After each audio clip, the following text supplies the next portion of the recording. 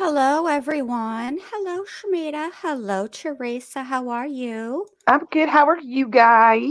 I'm good. I thought all day today that the day of the week, I knew what the date was, but the day of the week was Wednesday. I don't know why I'm ahead. Normally I'm behind. This week I've decided, okay, let me just go ahead and just be a day ahead of everybody. So, did you lose Monday or did you lose Tuesday? I don't know. Tuesday. I completely skipped over Tuesday as if Tuesday just no longer T- exists. Today is not happening. No. None of Mm-mm. this is real. No, mm-mm. So whatever I do doesn't matter. That's right. Welcome, welcome, everybody. Hi, Chick. Hi, Tracy Walker. Hi, Molson Man. Hi, Nonstop Mom. Hi, Recliner Detective. Hi, Salty C. Hey, MJ. Hey, Amelia. Samantha. I don't like the way this is scrolling. Hold on a second. Okay. Mia. Hey. Hey, Max 2002. Did I get everybody? I hope so. Welcome, welcome, welcome, welcome. Yeah, Sam, that's what it is. I've moved ahead to Sam's time. I'm now on Ireland time. That's what it is. I've been trying this whole time to get, hey, Smalls, hey, Momo, trying to get Sam on US time, but now Sam has got me on Ireland time. So it works out. All right.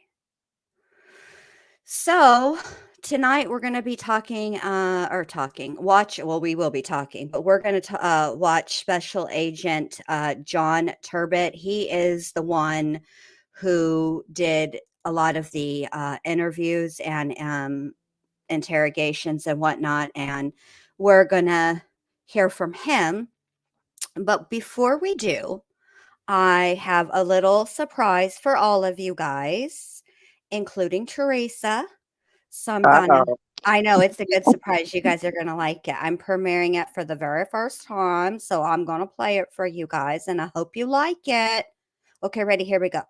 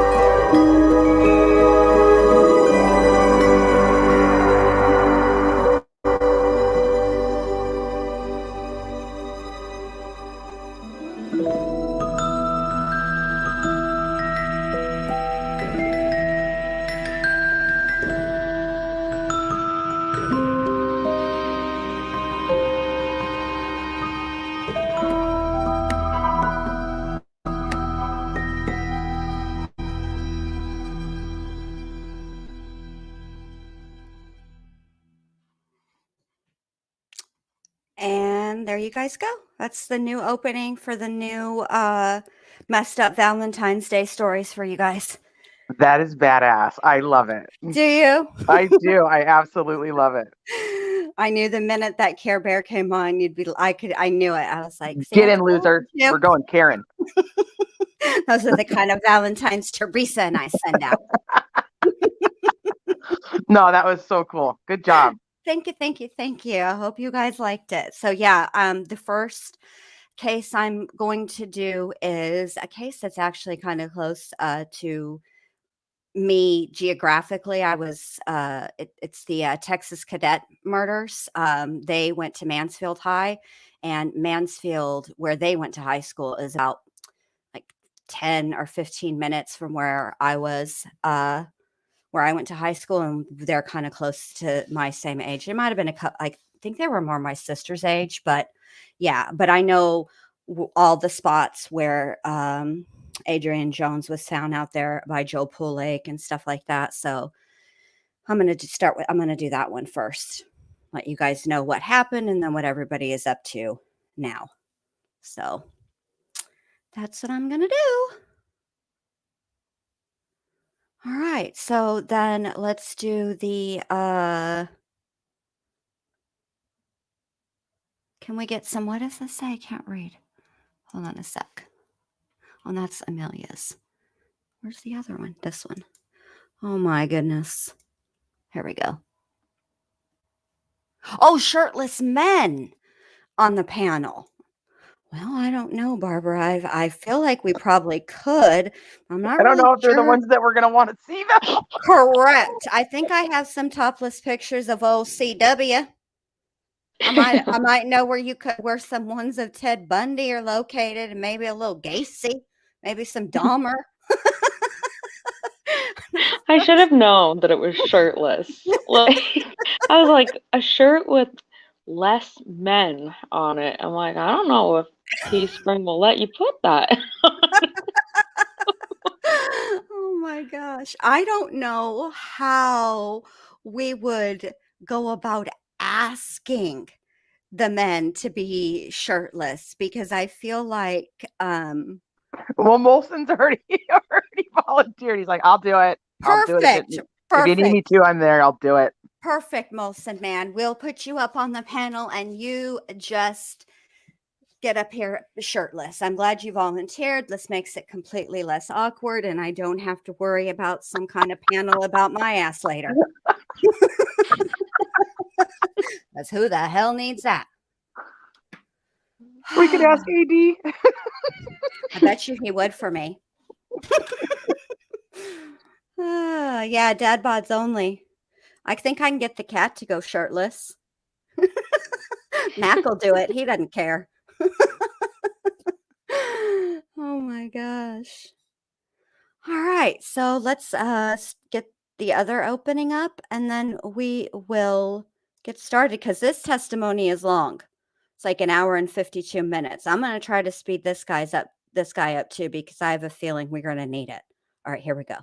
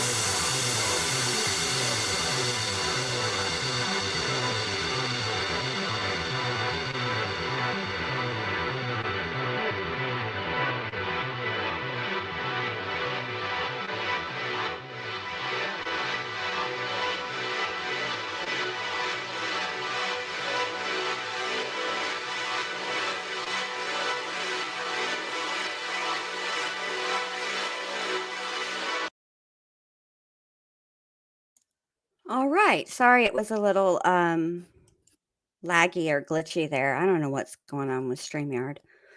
Too many drama channels live at the same time. Right.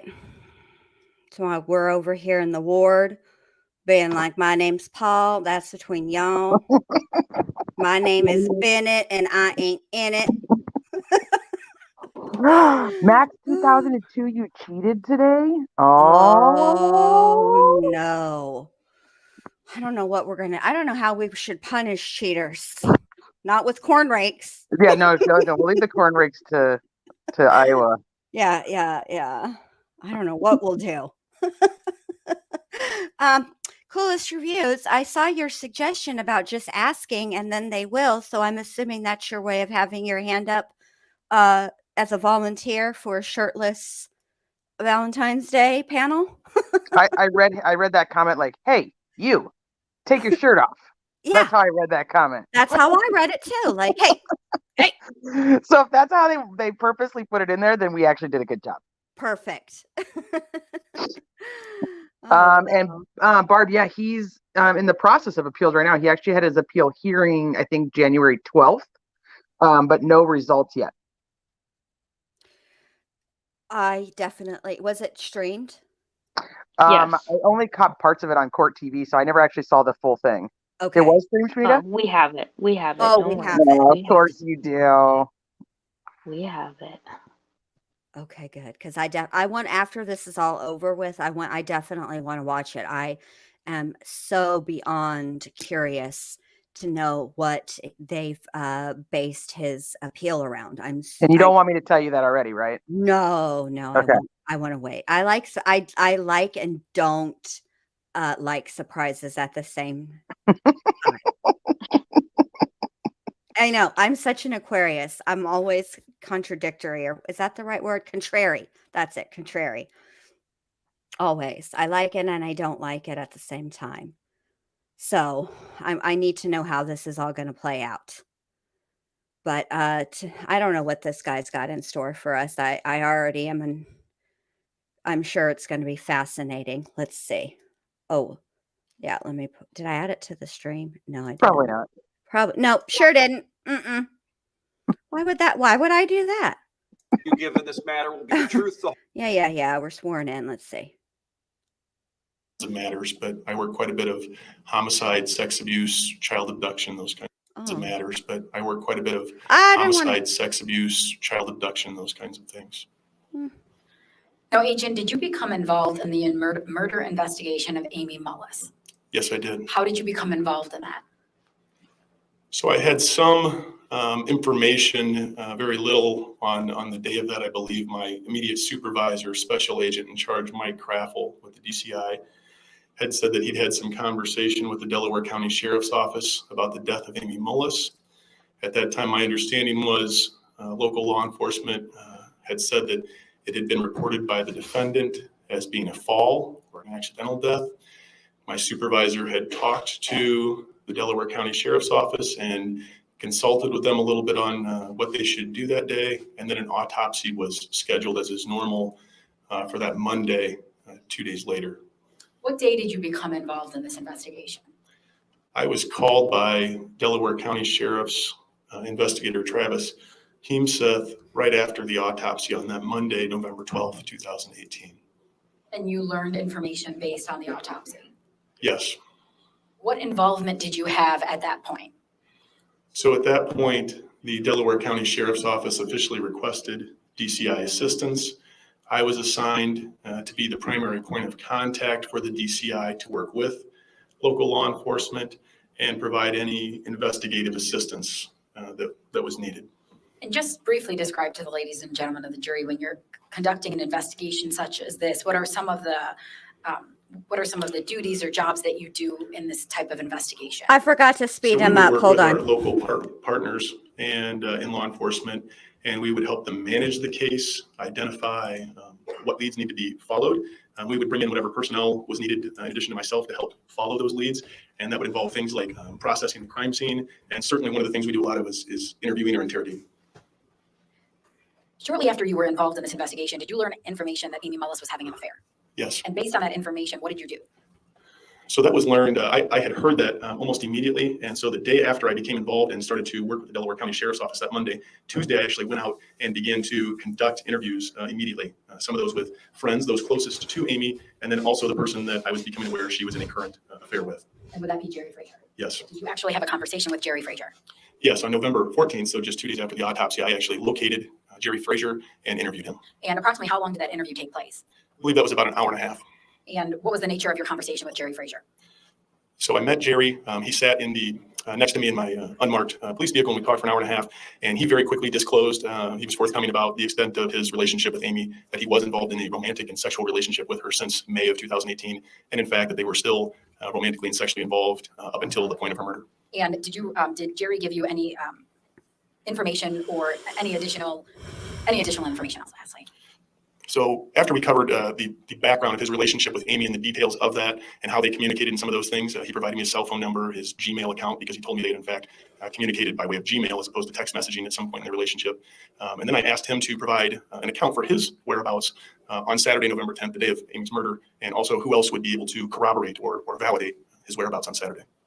And did you then speak with additional people after talking with Jerry? Yes, I took those names and followed up and spoke to those individuals as well. And who were This those whole individuals? time, I His didn't college-age know son that and his wife. November 10th And- was on a Saturday that year. What were you able to confirm on that from the date of, I'm sorry, November 10th, 2018? So both individuals I thought corroborated this was a exactly what Jerry weekday. had told me about his whereabouts on Saturday. In fact, his college-age son had excellent recall. He It's didn't normally farm come home on life for weekends. you. His dad had asked him back to complete a specific Nobody project that said Saturday morning. Saturday ever. And so This they is had the gotten up first and time I'm spent hearing all Saturday morning this. doing work, and then they watched college football. And he actually had really good recall about all the games. And so he went through that day that he spent with his dad, as well as the fact that the mother, Jerry's wife, Christy, had actually called. She was running, helping on a volunteer team all day with a volunteer benefit event for someone in their community. A young man had passed.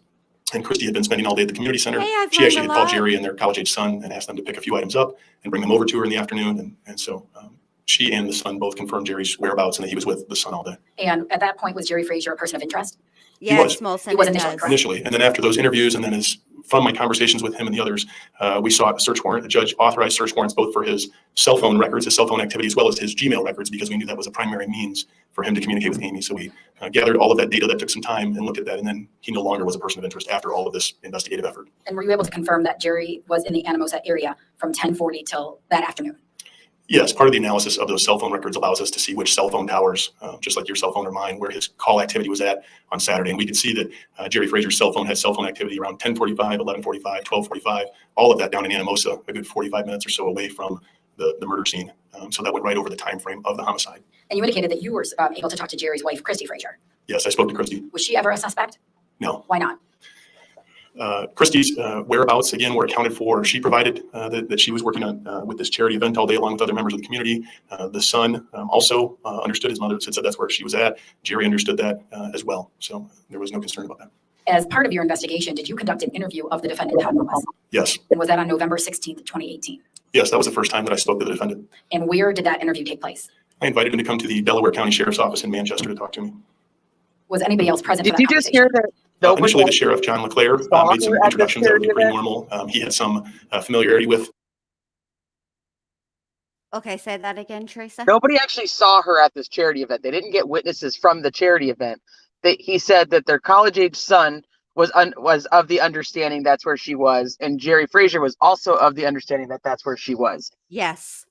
So they corroborated her alibi by that's where she told them she went. Yes. Not that there was people at the charity event who were with her the whole time. Yes. I have a Correct. problem with that. Okay. I have a very big problem with that. Now, he also did talk to her. So maybe he's talking about it in terms of the progression of the interviews and of the case. And maybe as he moves through the timeline of his part of the investigation, he actually did substantiate this. Because All right. if he did not, this is going to be a huge issue for one Jen Lou and Teresa S. And Teresa, yes. And Mhm. Shmita. I'm going to speak for And Shmita. me. And Yeah, Shamita. and me. And all the people in the chat, we're going to speak for all the people, all the ward people. This is going to be an issue if that's not what happened. All right, let me hit play real quick. Okay. with All the right, sorry defendant. to I did not. interrupt. I just So No, the no, wanted you're sheriff made the perfect. introduction That's and an then important politely part. sat Do we down know to the wrap name several of the minutes, and then it was charity just the event? defendant and I for about the next 2.5 hours or so. Approximately how long No. did that conversation last? The two of us talked for about 2.5 hours before we moved on to some other things. And was that interview both video and audio recorded? Yes, the Delaware County Sheriff's Office has an interview room that video and audio records for us. And Agent, can you just explain to the ladies and gentlemen of the jury, how did that interview start and what was the first portion of that video? So as with every interview we conduct with victims, witnesses, and suspects, there's quite a bit of background conversation. So I asked Todd about his upbringing and where he's lived. We talked about his parents, his two brothers, talked about how he met and married Amy, go through some things, their children, and also his work and some of those things. And did you then, after that portion, did you ask the defendant specifically about Saturday, November 10th, 2018? Yes, I did. We actually talked about his marriage, and then we actually do. I asked him if we can talk specifically and in great detail about Saturday, November 10th. And what does the defendant indicate to you at that time? About Saturday? Yes. So he goes through his, I ask him to spare no detail. No detail's too small. I'd love to hear everything. And he walks me through his day Saturday. And if you can give a summary of what the defendant indicated. He said that morning that he had gotten up, he and his teenage son, Tristan, he has two other small children, Wyatt and Taylor, but he and Tristan actually go off the farm, I believe over to his brother's place. They're contemplating doing some field work that day, but it's too cold. And he tells his brother that they're not in fact going to do field work and that they've decided to go back to their home, their farm, and they're going to work in the hog building and they're going to hang heaters that day since it's too cold to actually do field work. So they return to their home that morning. I believe he says that's about 8:30. They actually go in the house. They have a little bit of breakfast, a piece of toast and some water, and they're talking. Amy is up and working on a puzzle, and so he tells me about that. And then the plan is for all three of them to go out into the hog building and work together, which they then do through that morning. He says during the course of that time of work, he's quick to point out to me on a couple of two instances. He says in particular, he looks over, he's watching her, and she's kind of dizzy, and he says he's concerned, and she's really not doing any good, and he tells her, why don't you just go into the house? And so before he tells her to go in the house, he says, why don't you stop and pick up a pet carrier, which is over in this red shed. And so he said, just stop over there, grab that, set it down over here on the other side of the drive, the parking lot, and then go to the house. And so he says that's his understanding as to what she did. Sometime later, I believe he tells me about maybe 20, 30, 45 minutes later, I think he puts on the high side. He happens to look out and notice that the pet carrier he's asked her to go and get and set over by the other building is not there. So he sends Tristan over to the red building to see what's going on with his mother and why that didn't get accomplished. He says Tristan then sounds the alarm and says something's wrong. And Todd goes over and finds Amy face down in kind of a crouched position with a corn rake in her back. And he says that he tries to, pick her up and move her. He can't because the corn rake is hitting things. So he puts his hands on the corn rake, manipulates the corn rake, pulls it free, throws it to the side, and then is able to take her and put her into his vehicle with Tristan opening the door, and they begin to head towards the hospital and call 911. And he actually demonstrates for you the way in which he found Amy when he was called over to the red shed. That's correct. Now, before you gave us that summary, you indicated that at some point you asked the defendant how his relationship was with Amy. Yes. And what did he initially indicate to you? Told me his marriage was great. It was very good. They had good communication. He talks about them being very open. He uses the word open or openness very much. He describes himself as being very loving and kind and comforting with Amy. And he says, like any marriage, when something comes up, he's able to bring that to her, or she's able to bring things to him, but that they have a very healthy marriage. Did you then ask him if there's ever been any problems or any affairs in their marriage? Yes. And what did the defendant indicate to you? So the defendant does tell me that about 5 years prior, Amy had been involved in an affair. And we talk about that, and then he tells me that he has to confront Amy about that affair, and we go through the details of that. And then I said, "Did you have to confront her about any other such things?" And he says, "No." After you asked the defendant that, what did you say? So knowing at this point in the investigation already, I've already talked to Amy's friends that are aware of the now current affair with Jerry Frazier. I've actually met with Jerry Frazier at length, and he's provided all of the detail and has told me that Todd had confronted he and Amy and Jerry's wife. Todd is not providing that to me. So I try to prompt that again. I try and take a different angle. So my next immediate topic is, hey, do you know Jerry Frazier? Tell me about your relationship with Jerry. And then, at that point, does the defendant tell you anything about suspecting a relationship between Amy and Jerry Frazier? No. At this point, he tells me that the relationship he has with Jerry is business, that Jerry works for JBS and is subcontracted basically to come in and provide these hogs and take care of them.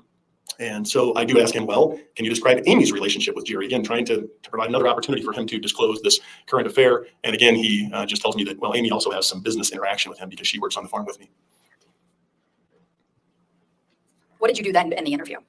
So at that point, with him still not having disclosed the second affair, despite my best efforts to give him opportunity to do so, I actually take a break and offer to go get him a glass of water. So I step out of the room for about 3 minutes and get myself a glass of water, and I bring the defendant a glass of water and set that down for him. And when you come back in, is that when the defendant then, what does he say then to you? So at this point, apparently having thought about this for 3 minutes or so in silence, he decides at that point He said, actually, there is something I need to tell you. I did have concerns about Amy and Jerry. And Agent, you've recently watched your 2.5-hour video of the interaction or the interview that you had with the defendant on that date. Yes, I have. And were you able to make a clip that indicates the part that you just summarized for us? Yes. Your Honor, Your Honor, I'll mark this as State's Exhibit number 113.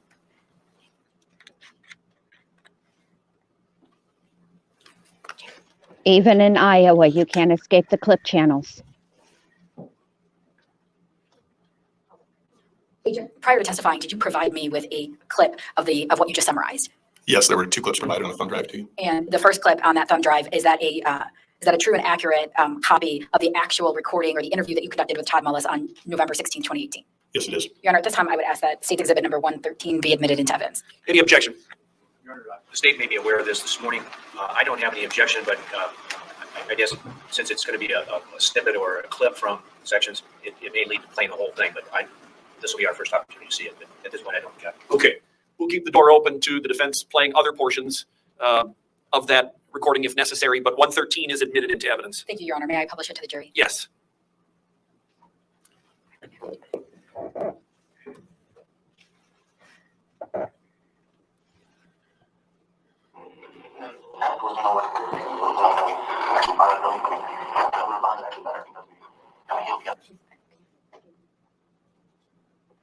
Just a moment, Judge. I just want to make sure.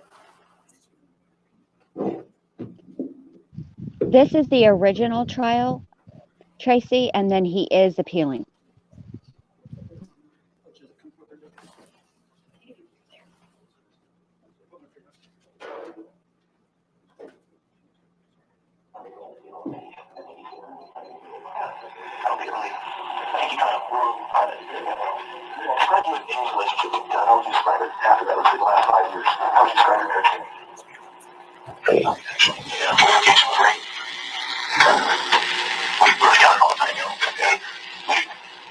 Can you guys understand that? No, I think Mo said at the beginning that there was going to be audio issues. I'm going to Is it try to also slow because it it's down set up? too. Hold on, let me slow it down.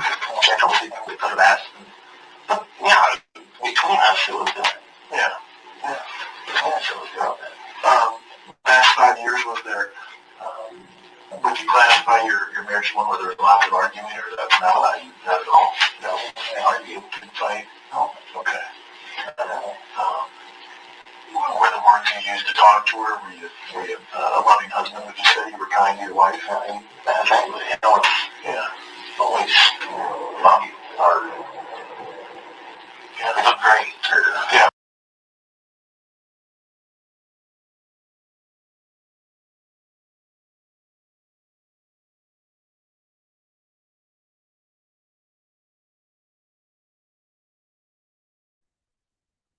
What happened?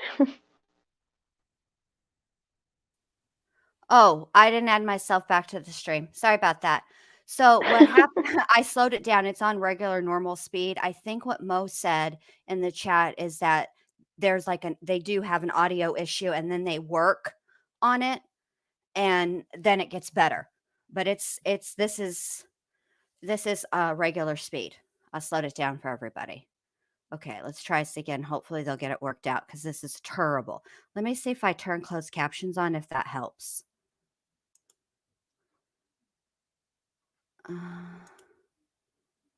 What the heck?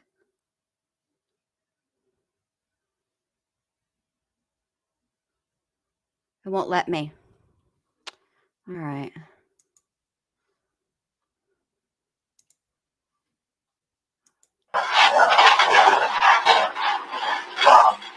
After that, you made some commitment to one another and did the counseling and did the, any other problems in that area? Was there ever any other problems? I mean, there was always,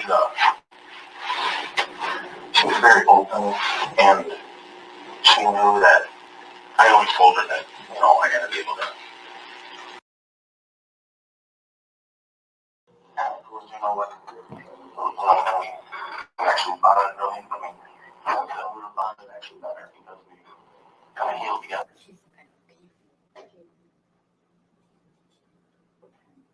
Just a moment, Judge. I just want to make sure. Fucking hell. be helpful if I wouldn't put my hi Heather, whatever. I wouldn't mute myself and then try to speak.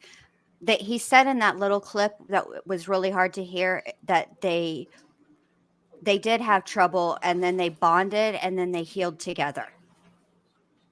That's what I heard.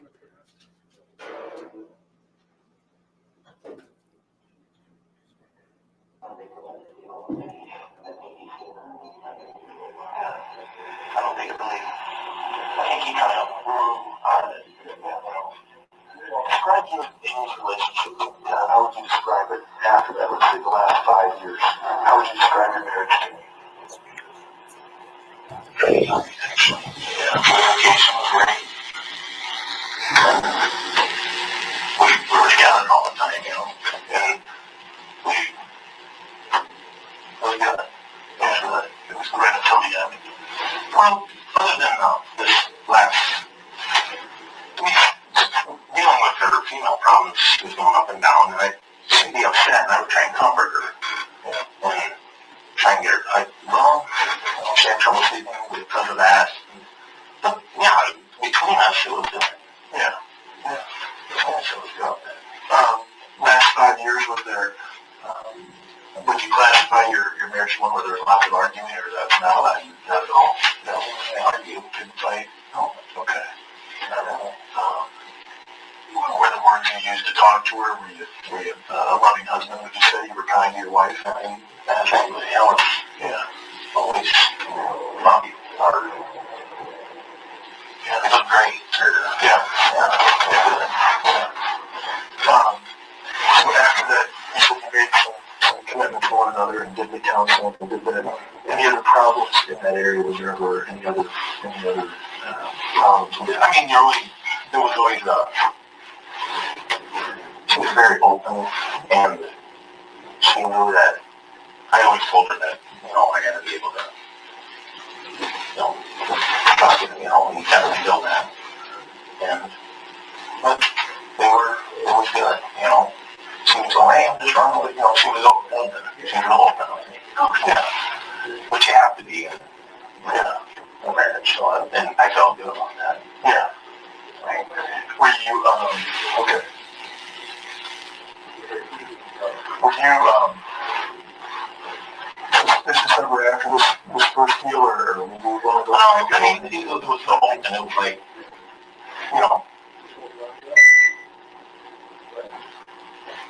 was open, I guess it was if I had a question or I didn't feel right, I would say, and then she'd play it.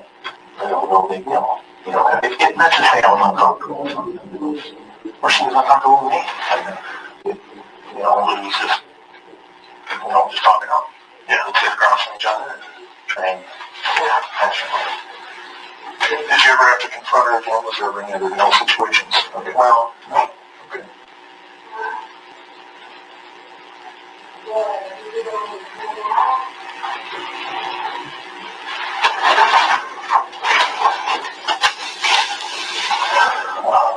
So come Saturday, other than she was just working through some issues with her bleeding and some of the, she did say she was, I think I'm bleeding again, and now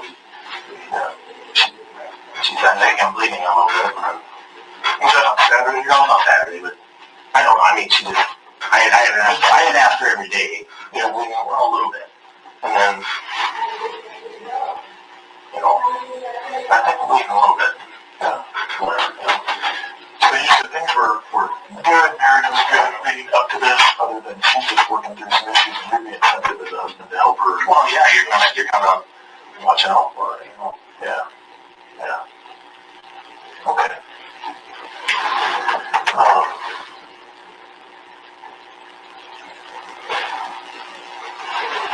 You have a guy who helps coordinate the hogs out there, as I understand it. Jerry. Okay, tell me about Jerry and the relationship there that you have with him. Okay, tell me about that. He's our field manager. Okay, and it was just he comes around, he got questions, whatever. How long have you known Jerry? Since I started With the house. Yeah, how long's that been? 2012. Okay. So when you built that first one, that's when that relationship with Jerry started? I think so, the right way. Okay. And how does that work? So he's not employed by you? Or is he? Oh, yes. Okay. And so how does Cargill would go? Cargill on a cigarette? No, it was Cargill at first and they switched it to me. Yeah. Okay. And how's that working? Because you're not paying him directly. You pay JBS for a service or how's that all as far as how JBS, how does it work? So you own the whole yep. Now tell me, how's JBS get involved? How does this happen? Just explain it to me. They rent spaces. JBS rent spaces from you. Okay. And what's Jerry's role in this? He's an employee of JBS. They call him field manager. Yep. And what's he do? He basically comes out if we need him, checks on pigs, says he should run meds, this and that. Okay. And he's been doing that for you since 2012. Yes. Okay. And your relationship with him, how often do you see him? Is that a weekly thing? Monthly thing? It could be a weekly thing. It could be, it just depends what time of year it is, or what stage of the pig. Right. So pigs are newer, he's going to be more attentive, or he's out there more when you guys. Well, when you get pigs in, you might need them more often. Yeah, makes sense. Yeah. You should run more meds or less, or, yeah. This and that and the other thing. Yeah. Okay. And your relationship with Jerry, was that strictly a business relationship? Did you guys become friends or anything like that? We know it's good. We had, one time he gave us tickets to, Monticello Fair. Oh, yeah. To the Jones County Fair. They put on a big county fair. Mm-hmm. Okay. What about Evie? Did she have a relationship with Jerry, or how did that go with them? Yeah. Tell me about that. I relied on her to do a lot of the, interactions. Mm-hmm.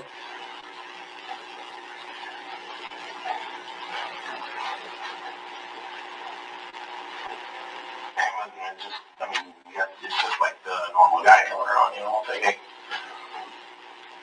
Jerry and gets one of that order. Okay. I didn't know she did. Okay. And that was her, she had some of the business interchange with Jerry. Yeah, okay. Okay.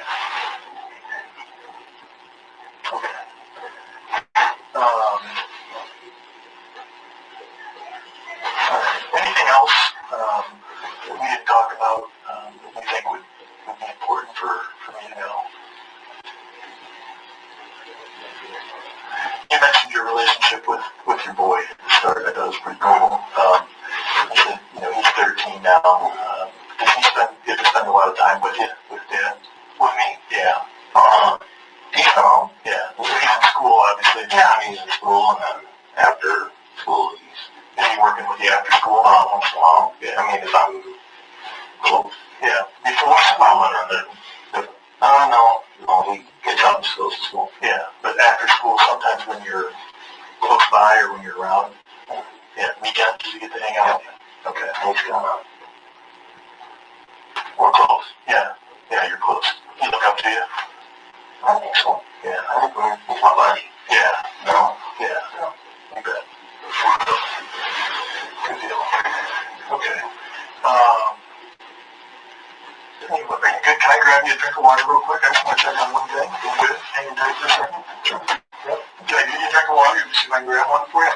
I'm good. Go on. Okay. I'll be right back.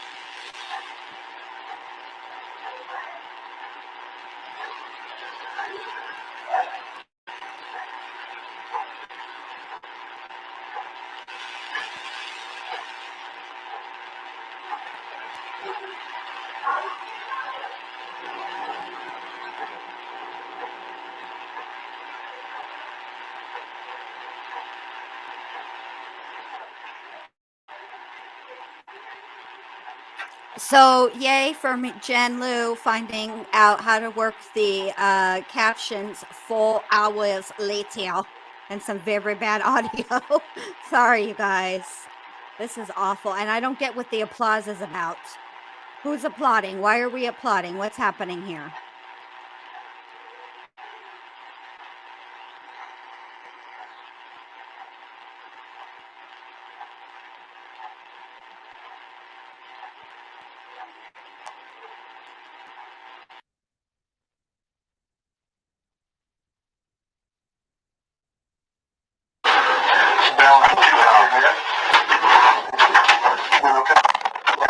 You get the closed captioning going, and now they're much louder. Oh my God.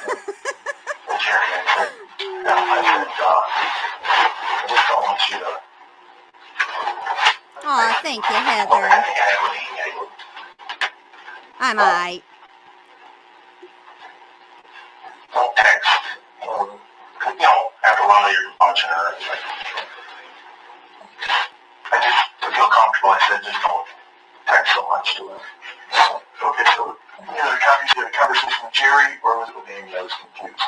Actually, both of them. With both. I said, hey, if you need something, the thing I had with Jerry is that if you can just ask me, instead of always texting me. Okay. So were you worried about, because Amy was, well, I mean, it was, I guess, it was just making me feel uncomfortable. Kind of like I said, we were open. Yeah. And I just said, I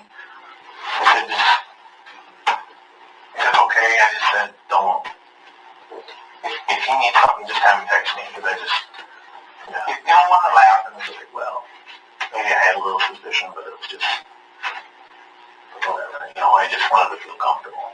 Yeah. And then, it was simple. It was a real simple deal with me. Jerry was real comfortable with it. Yeah. When was that? Probably June. June of this year? I'm guessing. Was that face to face or? No. It was just a phone call. I'd say,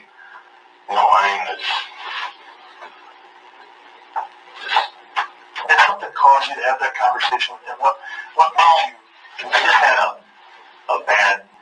No. I don't remember what it was. I think I seen her phone and there was a lot of text there. Okay. And I just said, well, don't be. I said, it does not make me feel comfortable. Yeah. And when you say that, well, when you're not comfortable, are you thinking back to 5 years prior? Almost. Yeah, it just says, I'm not accusing nobody of nothing. Just inside where you... Yeah, I just kind of had a bad feeling, and then I just said, hey, and then I just called him and said, hey, if you could just come to me. Oh, that's no problem. And then you had a conversation with Amy? Same time frame? Yeah. And how'd that go? Tell me about that. What was that conversation? It was kind of awkward at first, and then it was just... That was face-to-face? It was face-to-face. I don't remember. No, it's probably... But it was a tough conversation, though, right? Like you said, it was awkward. Actually, well, and you're having flashbacks to... Yeah. So, tell me about that conversation. What did she say about it?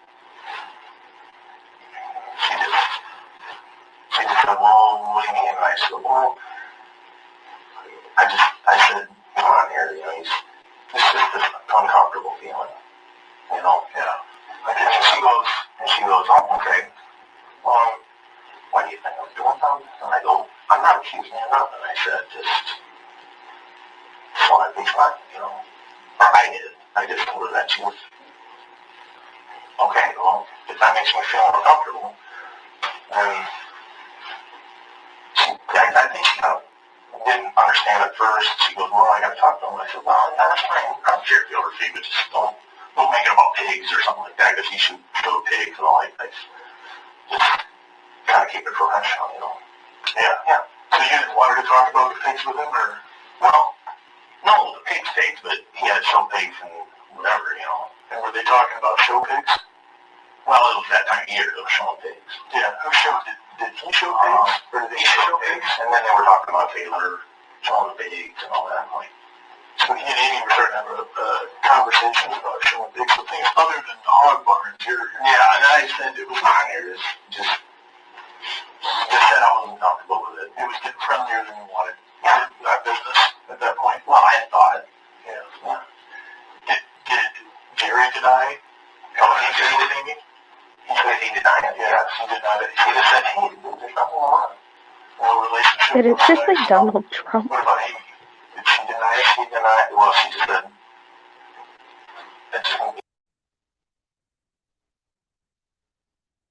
Washmita?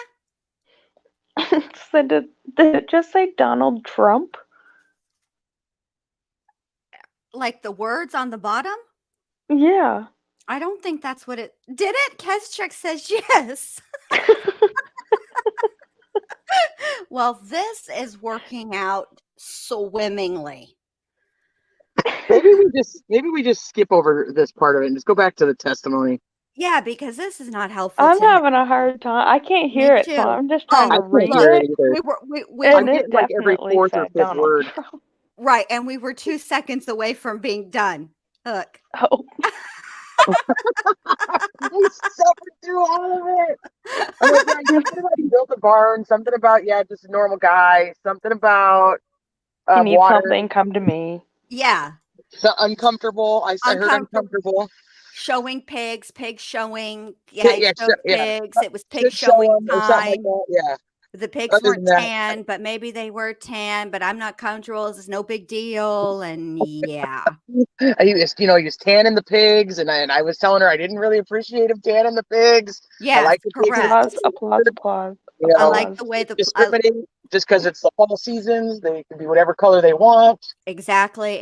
How does that affect the pig in the long run and their self-esteem? Because a happy pig is a good show pig. Yeah, now they can't walk Applause. around in the show thing because they're used to having these bright tanning bed lights on them. They have these stupid little goggle fucking. Then they said Taylor Swift. Ridiculous. This is what I think we should do, Trace, and me and you should just do like bad lip reading over this and make a little video. And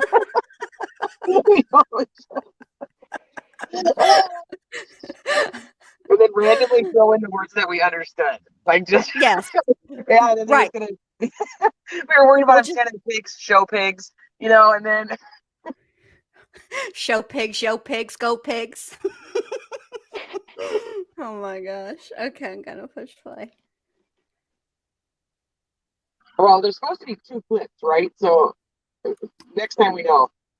Yeah, next time we know, don't bother. What happened on Saturday, November 10th, 2018? Do you recall that? Yes. And at any point during that summary, did you ask Todd if anyone else was on the farm that day? Yes, I did. And what was Todd's response? He told me no one was on the farm that day except him, Tristan, Amy, and the 2 smaller children in the house. And did you go further and ask Todd if he has any workers or anybody else that generally works at their farm? Yes, I tried to clarify if there was the possibility of any working men or hired hands or anyone that would also be on the property for some reason. And what was Todd's response to that? He said there was no one else on the property that day. Now, Agent, as part of your involvement in this case, did you learn about the results of the medical examiner's report Yes, or conclusions? yes. And how did you learn about that? I'm provided a copy of the autopsy report when it's finalized. As part of the investigative team, I also had the opportunity to have some conversation with the state medical examiner that conducted the autopsy, Dr. Cruz. And when you spoke to Todd on November 16th, 2018, were you aware of the fact that this was considered a homicide? Yes, I had been told at that point that the medical examiner believed this was now a homicide. And at that point, was the medical examiner's report released yet? No, that was completely inside of the closed circles of the investigative and prosecutive team. So the public had not heard yet that this was deemed a homicide? No, it was still being considered an accidental fall to the public. During your conversation with Todd on November 16th, 2018, did you tell the defendant that Amy's death was a homicide? Yes, I did. And what was the defendant's reaction when you told him that? No time after I tell him that, does he deny and say, no, I did not kill my wife. In fact, as I proceed for the next 35 plus minutes to tell him the evidence is very clear. In fact, it is a homicide and you killed Amy. The most I get from him is a very flat emotional affect. He says, how? And he says, what evidence do you have? And you tell me what the police know, but never, no, I didn't kill my wife. Did Todd ever react to the fact that you just told him his wife was killed on his property by somebody? No, And did he ever in that 35 minutes deny killing Amy? no. And at no other time did he. Did he ever at that point tell you that there was somebody else on the farm? No, he did not tell me to look for anyone else that killed her. Did he give you any ideas of any suspects or anybody with any motive to kill Amy? No, And did he tell you at any point that he heard anybody else come onto his farm that day? no, he did not. And how would you describe Todd's reaction when you, for 35 minutes, confronted him with the fact that his wife was killed? Well, I've done this dozens and dozens of times over the course of my career, and this is a very unemotional, very flat. He just sits there. Like I said, a few statements about what evidence I actually have, but no denial. And then he just sits and listens very contemplatively. He looks at me, looks off in the distance. Sometimes he looks down as he's considering everything that I say. As I continue to tell him, the evidence at this point is overwhelming. This is, in fact, a homicide. You did kill Amy. He just sits there. What is he writing? A grocery list? Okay, folks, it's just about noon. The prosecution intends to show another clip from that video, and that clip's going to be a little bit longer than the first one. And over the lunch hour, we're going to work on getting better audio so that you can hear it better. So we're going to take our lunch break at this time. Remember the admonition I gave you before? We will start back up again at 1:15. Report back to the jury room. Please be seated, everyone. Once again, the fastest lunch Okay, ever. Ms. Hughes, go ahead whenever you're ready. Correct.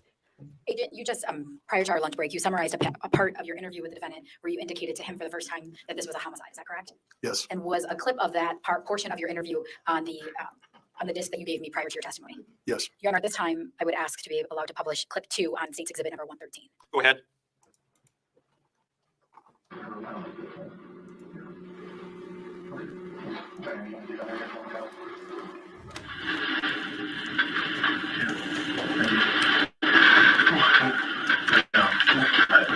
There's cocaine back here, so that's where she was.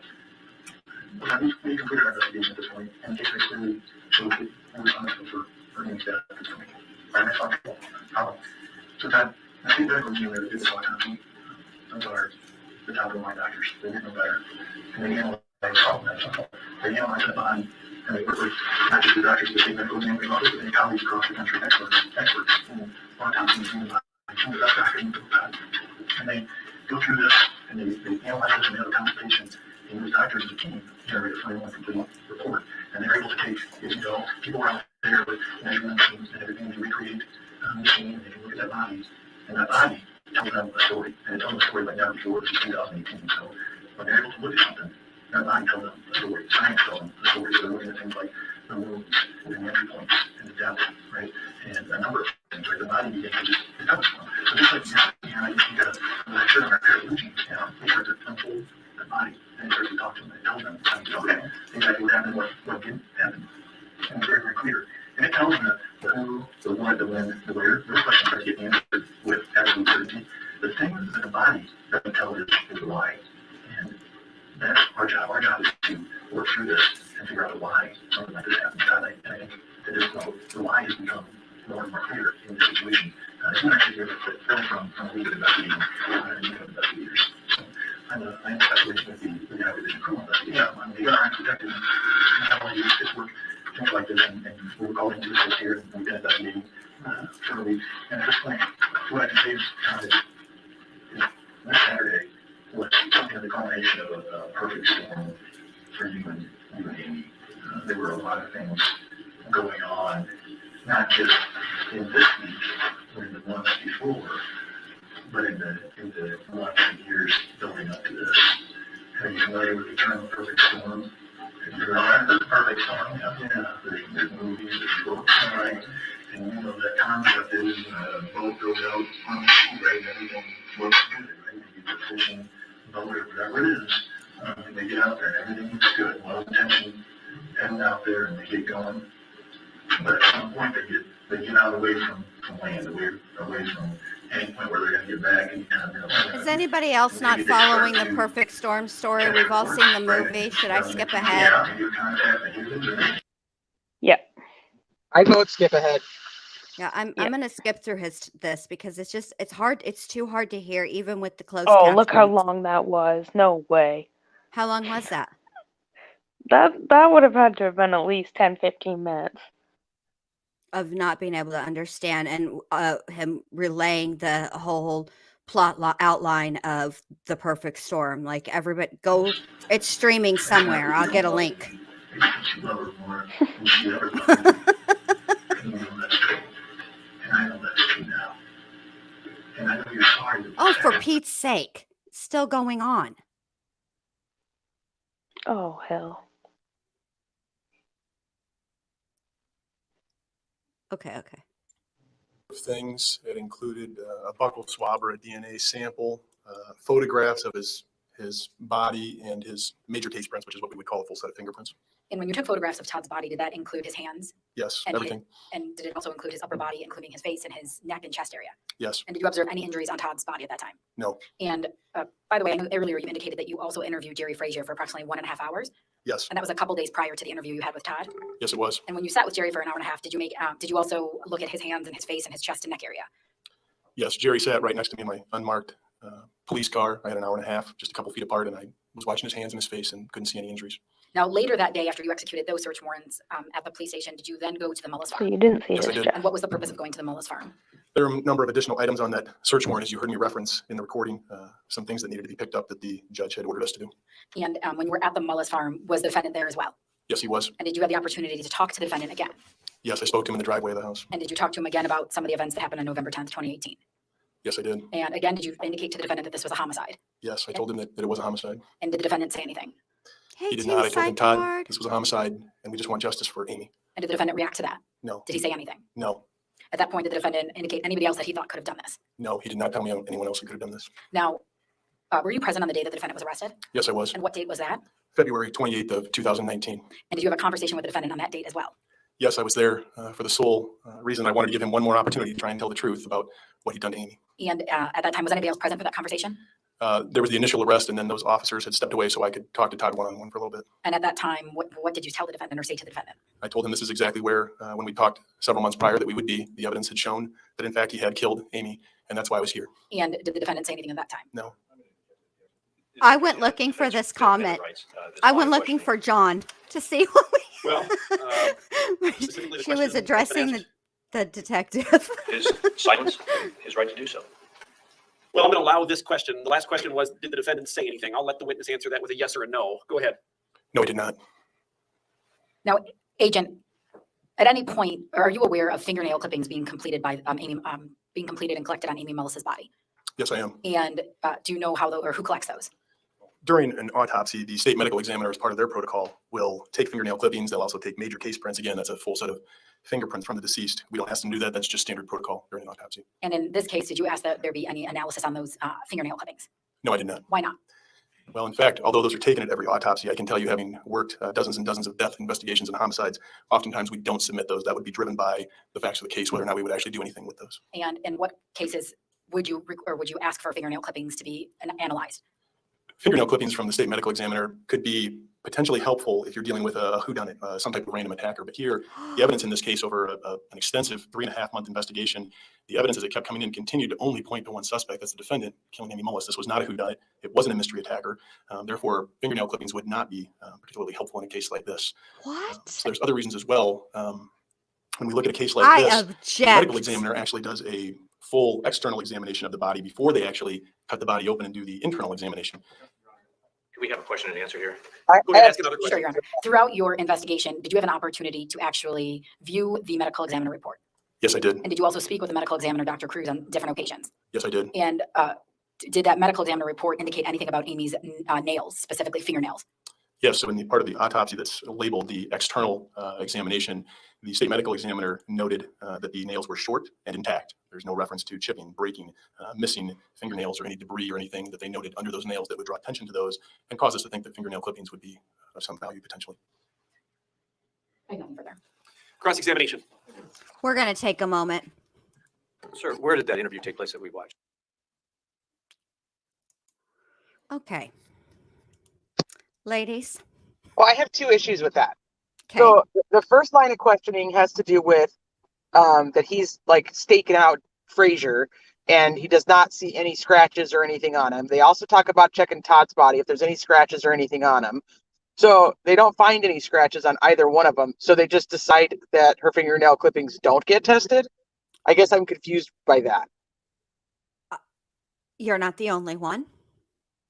That makes no Because sense. why the heck are they looking for them to have these scratches and stuff, but then not actually checking any of her fingernails. Right. So if you're looking at people who you suspect are potential perpetrators, and these are the two people that are, for all intents and purposes, the closest to Amy, are the ones that are most likely have a motive. Okay, you've got the boyfriend and you've got the husband, and you do a physical examination of them, and you don't see any visible scratches or anything like that, but it does say in the autopsy report that those were potential defensive wounds on her hands. Yeah. So,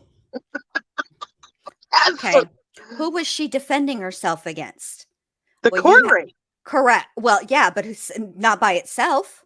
Well, she's just in there fighting a corn rake. It's like a. But I'd like to know if she had any like wood particles that match the corn rake under her nails, like if she's trying to stop it and it's hitting her in the knuckles, or. Correct. Well, we won't know that because they didn't send the fingernail clippings. And I did not appreciate, let me just say this. He came very close to saying it without actually saying it. He was trying to pull the old guilt through absence of denial. So if somebody accuses you of something and you don't adamantly, vehemently, strongly, and repeatedly deny your guilt, then it's guilt through absence of denial. So you actually are admitting it because you said nothing.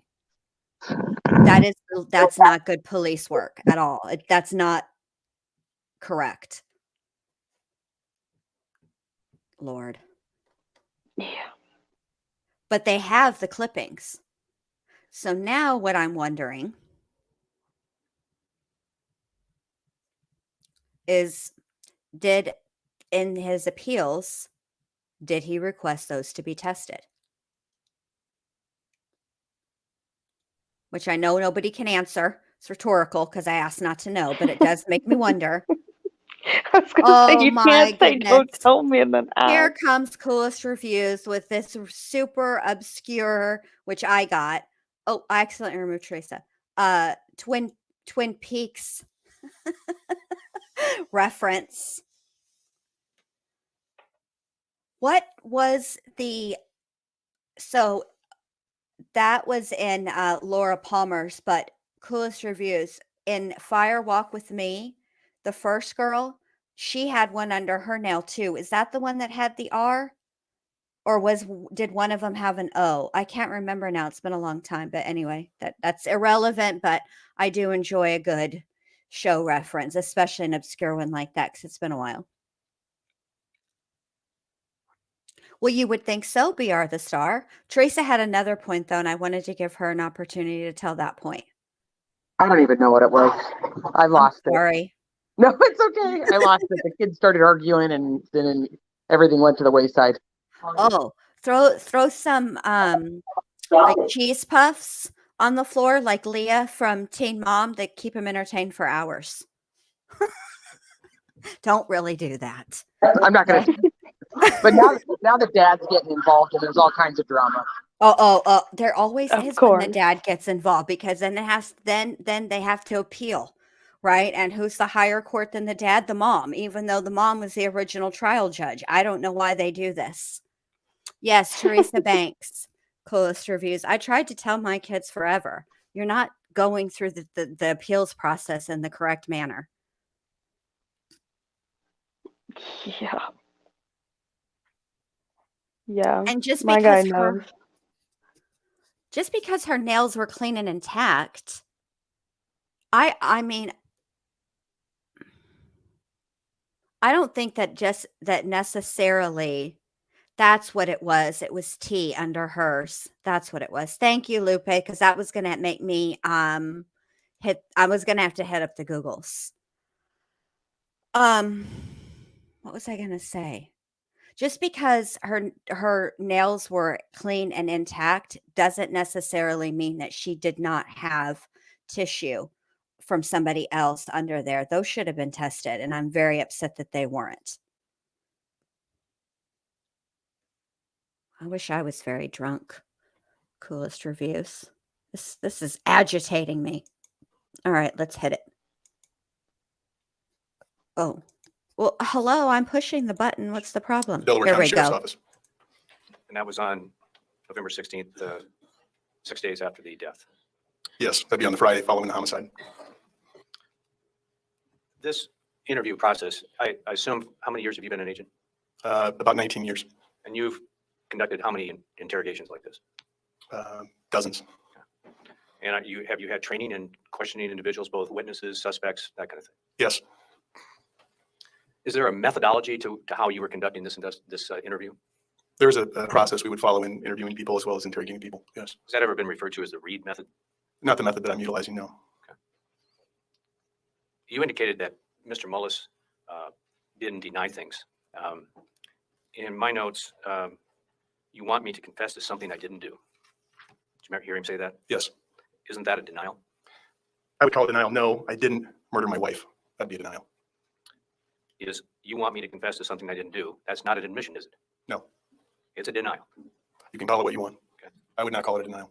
And in here, if you look at the flow of things and listen to things, is it part of the plan that you really don't give him a chance to answer your questions? You just roll right into something else. No. So that's not indicated, right? If you watch the 2.5 hours, Todd has a tremendous amount of opportunity to speak and does so. Earlier on in this interview process, the parts that we didn't see, isn't it true that you told Todd that the state or your office had the ability to draw from the cloud conversations that were going on in the Mullis house the morning of the murder? I don't recall saying that exactly. Well, I'm going to read from page 126. Conversations with you, other things going on. And Todd, would there be a reason as I'm listening back through Saturday morning that I would be hearing things on those cloud recorded conversations that are not, they are a little bit different than what we've talked about? Maybe that there was some things going on that Saturday morning between the two of you. Between the two of you, that is more than a little bit of emotion. Isn't that telling him that you were listening in on their breakfast conversation? No, in fact, if you look around the context of those comments, I am telling him there's a possibility in a situation like this that Amy may have been activating her phone or using her phone in such a way that the conversations between the two of them that morning were not private. They weren't just between the two of them. In fact, they may be recoverable electronically. So I asked him hypothetically, would there be any reason if I was to listen back on those that I would actually hear it wasn't a friendly morning, but in fact, other things were going on. Wouldn't it be a fair takeaway from this is that Todd never admitted or agreed, however you want to say that he was aware of this ongoing relationship between Amy and Jerry Frazier? So he certainly says that he's aware and confronts the two of them. As you heard early on, he said that at some point he simply asks both of them and then he's satisfied with that. Okay.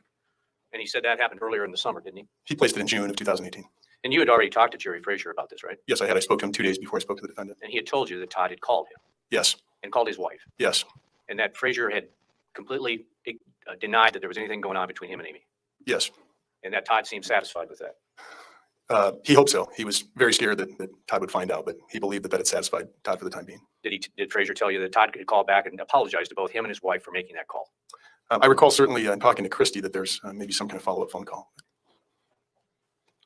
On several occasions, Todd, in fact, refers back to, well, that was 5 years ago. I don't recall specifically. But Okay. I'm looking at a partial transcript here on page 137 when you were talking about this perfect storm thing. Todd starts to say, it just blows my mind that she was. And then you interrupted, well, Todd, and you said, and then you continue on with some more questioning. So again, isn't Todd denying that he was aware of an ongoing thing with her and Frazier? I'm not sure I get that from what you just read there, but Okay. This fingernail clipping issue, you said in response to a question from the state, there was only one suspect. Examining or looking into these fingernails wouldn't be helpful. I guess I don't understand that. is there a question? I'm sorry. Why was it not helpful or appropriate to look for anyone else? Well, we don't go hunting for other people. We go where the evidence takes us. And in this case, from the first day that I'm involved, the evidence points towards the defendant killing Amy. There's the possibility of Jerry Frazier, right? He's a person of interest very early on. And beyond that, there's no evidence in this case file that would indicate anyone else was on that property. There's no physical evidence. There's no interview evidence. So there is no need to be looking anywhere else. We're open to all those possibilities, but we have to go where the evidence takes us. That's the only place where we can go. You knew that Tristan had said that Todd was in the barn with him the whole time, right? He said that during his initial interview with law enforcement. several times he gave statements to that effect. I'm aware of the one with Special Agent Scott Rieger with the DCI and what we would call the lengthy or the interview that he did. Wouldn't that alone indicate that there could be someone else involved in this? If Tristan was telling the truth, right? So you only investigate things when you think they're telling the truth? Absolutely not. Well, let's talk about what happened to Amy Mullis. She appears to have had a horrible beating. Wouldn't you agree? There's other injuries on the front side of her body. She's found face down with a corn rake in her back, and those are the fatal blows. And the medical examiner yesterday told us that she had defensive type wounds on her hands. I didn't hear the medical examiner's testimony, but I know there's other injuries on her body. So if she's getting attacked and she's trying to defend herself and she's getting defensive wounds to her hands, couldn't those fingernails have something to do with it or show us some evidence? Again, the evidence in this case only shows 2 suspects. We don't have any other information that puts anyone else on that property. So when you decide this is the guy, there's no more looking around. No, in fact, this is a 3.5-month investigation. It's 40 plus interviews, 19 search warrants. We're of course always open to follow the evidence. That's what we're trained to do. And the evidence, as that investigation continues, always comes back to one person and one person only, and that's the defendant. All I'm asking, sir, is could those fingernail clippings have led to some other part or more investigation? Sure. Okay. And I know you touched on this, and if I wasn't paying close enough attention, I apologize. At the end of the interview, you said we're going to take fingerprints and photograph mugshots and a full body photo array. Is that correct? Something to that effect, yes. Okay.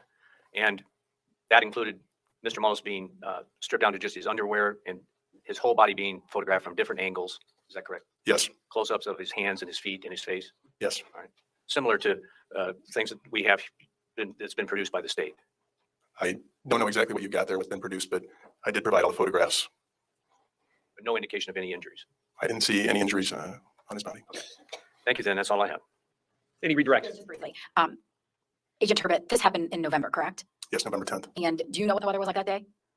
I don't recall. Now, you indicated, or counsel just asked you that the defendant didn't have any injuries that you saw during those execution of those search warrants.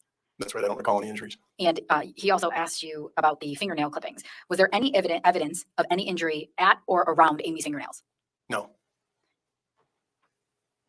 Now, the defense attorney also asked you about the Reed method of interrogation. Are you familiar with that? I am. And what do you have extensive training in interrogation? I do. And can you just briefly explain to the ladies and gentlemen of the jury what that training is?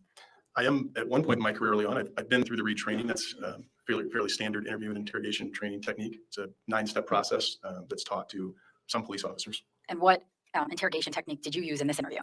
So we actually, inside of the DCI, and I'm actually part of a research and training group, there's other methodologies that have evolved out of more recent research. Nothing further. Sir.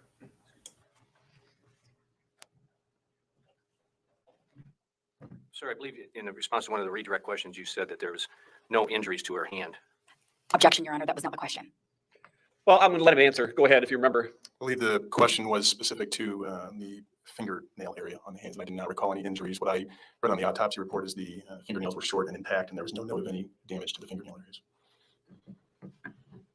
Have you looked at state's exhibits 41, 42, 47, and 48? Not that I recall right now. Yes.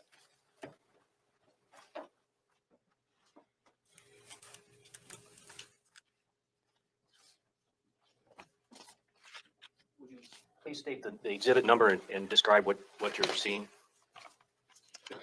41 is the right hand of the victim. There's some, generically, I would say there's some bruising on, it looks like something, there's purplish, maybe bruising on some knuckles, and there's a dark spot on the back of the right hand.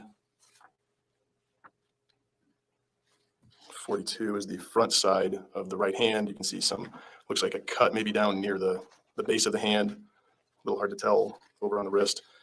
48 would be again the right hand. You can see the top or the back side of the right hand, again, some purplish, maybe bruising or marks and a small cut, maybe a cut up on the pointer finger knuckle. 47 is again a different angle of the victim's right hand. You can see some abrasions, maybe an abrasion on, again, that right pointer finger. Down at the knuckles, you see some purplish discoloration, a small cut, a dark spot on the back of the right hand. Thank you. Okay, thank you, sir. You can step down. Thank you, Ron.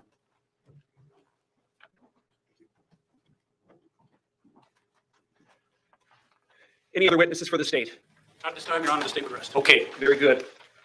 All right, ladies and gentlemen, the state has presented their evidence. We're going to take a short break and talk about defense witnesses.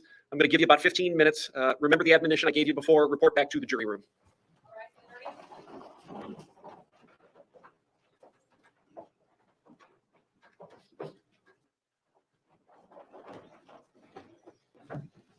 Okay, the record should reflect that we are outside the presence of the jury. We are still in the courtroom with the defendant and the attorneys. The state has just rested. Do we have any?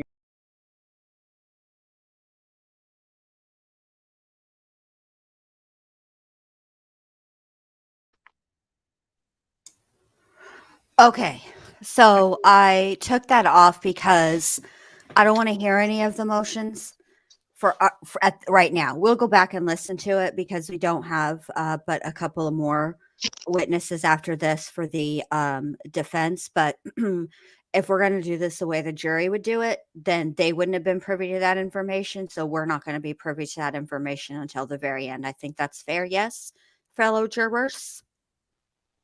I agree. Sounds good. Okie dokie. Yep. So what do you girls think so far? I don't like this dude.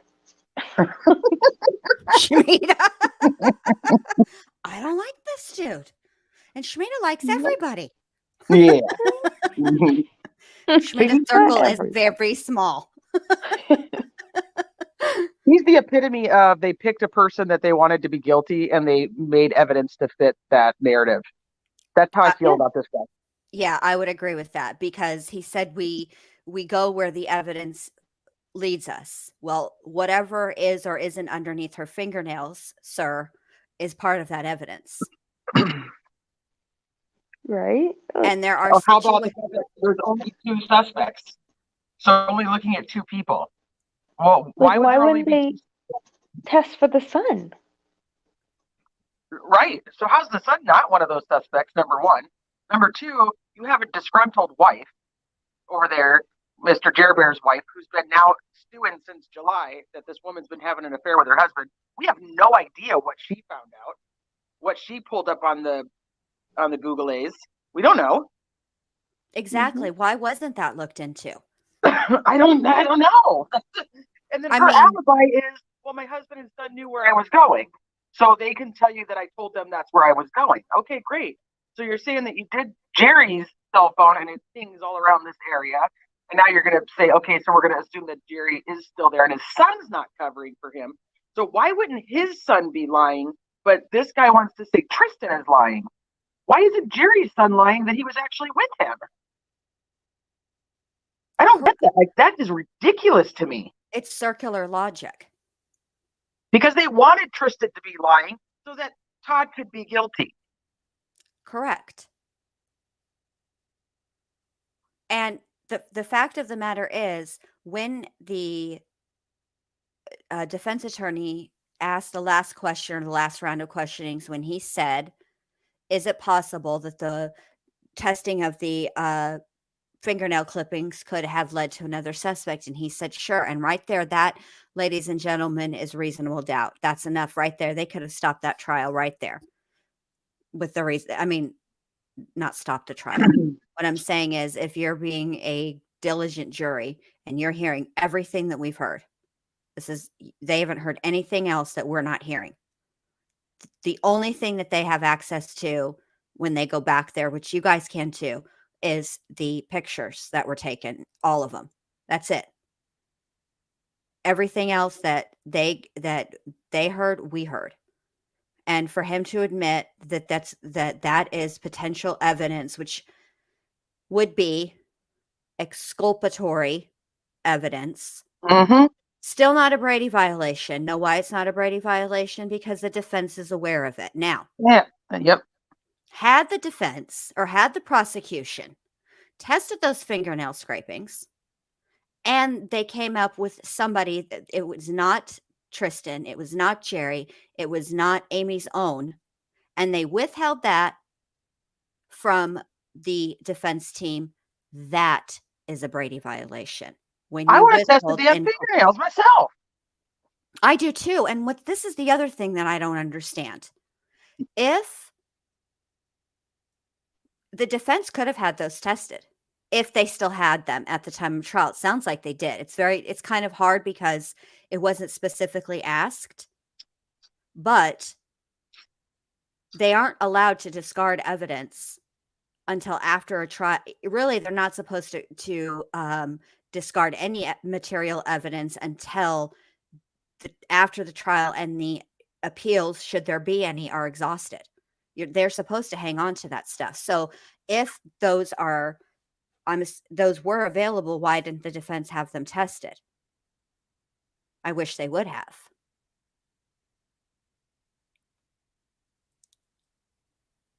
But the truth of the matter is,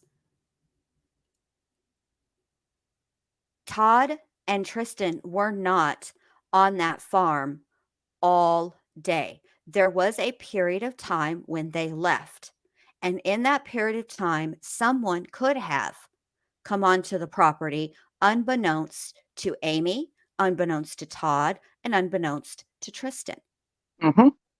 So to say there's no physical evidence of somebody else being there, well, where the heck did you look?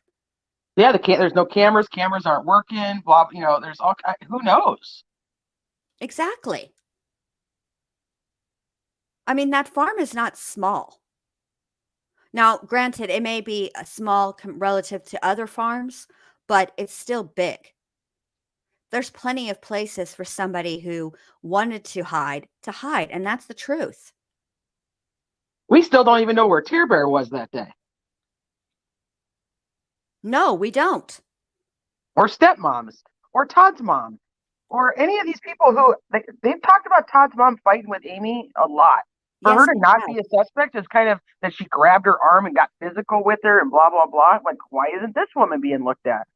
What's interesting to me is if you think about the weapon that was used, a corn rake. To me, it doesn't, this is going to be a poor choice of words. It doesn't strike me as the type of weapon that an adult male would use. It seems like a weapon of not of opportunity, but also a weapon of somebody who would be the same physical match as the intended victim. I mean, the truth of the matter is that shed, and what's the deal with red? Everything that's a question about anything ever in any case that I've looked at within the last year, there's some red something in it. What's her name? Yeah, the red car, the red barn. What's her name from the Chazzle Dazzle? She drove a red Subaru. Like, what is the deal with the color red? I'm over it.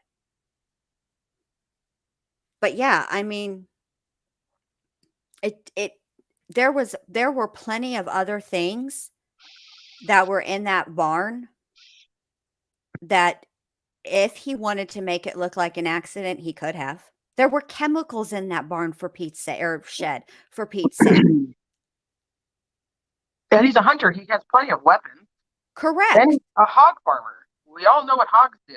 I mean, for a premeditated murder, he really could have figured out a better option here than let's kill her with a corn rake, but not actually kill her. So let's rush her to the hospital. Put my son through all that just for shits and giggles. Right. Let's let the intention be to what did he have an intention to kill her, and then all of a sudden he had regrets, and then boom, 911's called to run our way to the hospital, because usually people that set out to unalive somebody don't then, Chris Watts, I'm looking at you, perform life-saving measures. And this isn't actually a good example, and I really don't want to go back to this redonkulous island. But the truth is, if you listen to what Chris said in the Wisconsin confession, one of the girls, he pulled Shanann off of, oh gosh, why is this blank for me? Was it Cece? Yes. Yeah. Yes. Okay. Well, I don't know why I was struggling. I've totally tried to overwrite every file I ever had on the Watts case. Me too. But, I totally agree. But if you believe that that's the true account of what happened, then if he interrupted Shanann, then that means that there was a chance that Bella was or Cece was still breathing, and yet he never ever attempted to perform any life-saving measures on her at all. And there's no indication that Amy laid there in that barn for a significant amount of time. If his intention had been to unalive her, knowing that he was going to be somewhere far, far away on the farm, and he could, if his intention was for her not to survive, she wouldn't have survived. Yep. She was already complaining of dizziness. And the truth of the matter is, she had just had an ablation is not a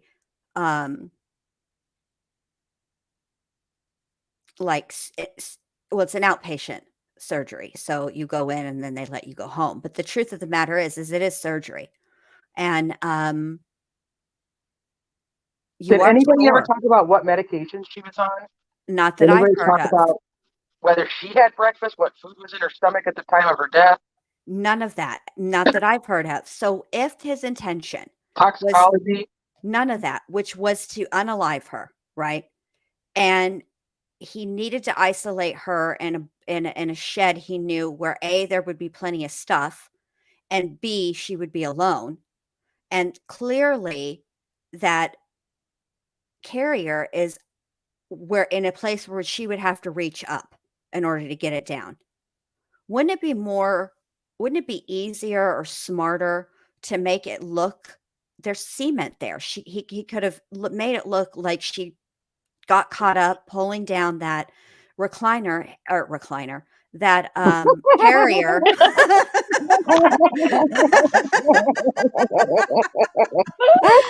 Oh boy, Jen, you're just batting 1,000 today. keep going, Jen, keep going. Hilarious. Could have pulled that carrier down and hit her head. Boom, done. That would have looked like an accident. Yeah, or if she had to I'm short. I'm not even 5 foot tall. So I need to step up on things a lot. And what if she just slipped? Not gonna make it, Shmita. Man, your personality makes you a lot taller. Yeah, Shmita's snack size. 4'10", 4'11"? 4'11". Dang, you tiny. Yeah, she's snack size. I'm 5'4", so I'm average. I'm 5'6". Yeah, so you're right there too. We're right in the average area. And let me just say this. You'd be like a good elbow rest. Yes, you would. You'd be like a good boost. You could boost to me. Because then we wouldn't be you're not that far off the ground. But if you boost me up and it doesn't work out, I don't have that far to fall. Aww.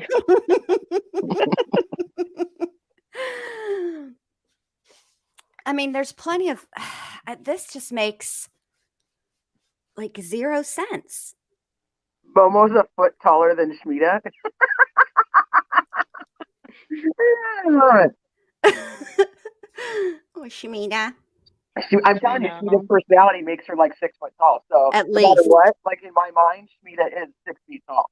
I've been talking to Shmita for quite some time, and I don't know why it took us so long to ever, and by us I mean the whole squad. I don't know why we were even talking about it that day, about height, and we'd never talked about it before. This was recent, so we were 2 years into being pals. Are we at the 2-year mark, Shmita? Almost. I think so. Yeah, we're If right. not, we're close. Because whenever they went to Colorado. Yeah, that was in the summer. Yeah, we're almost Yeah. We're coming up on 2 years. So I don't know why only was it a month and a half, maybe 2 months ago, we finally were talking about how tall each of us is.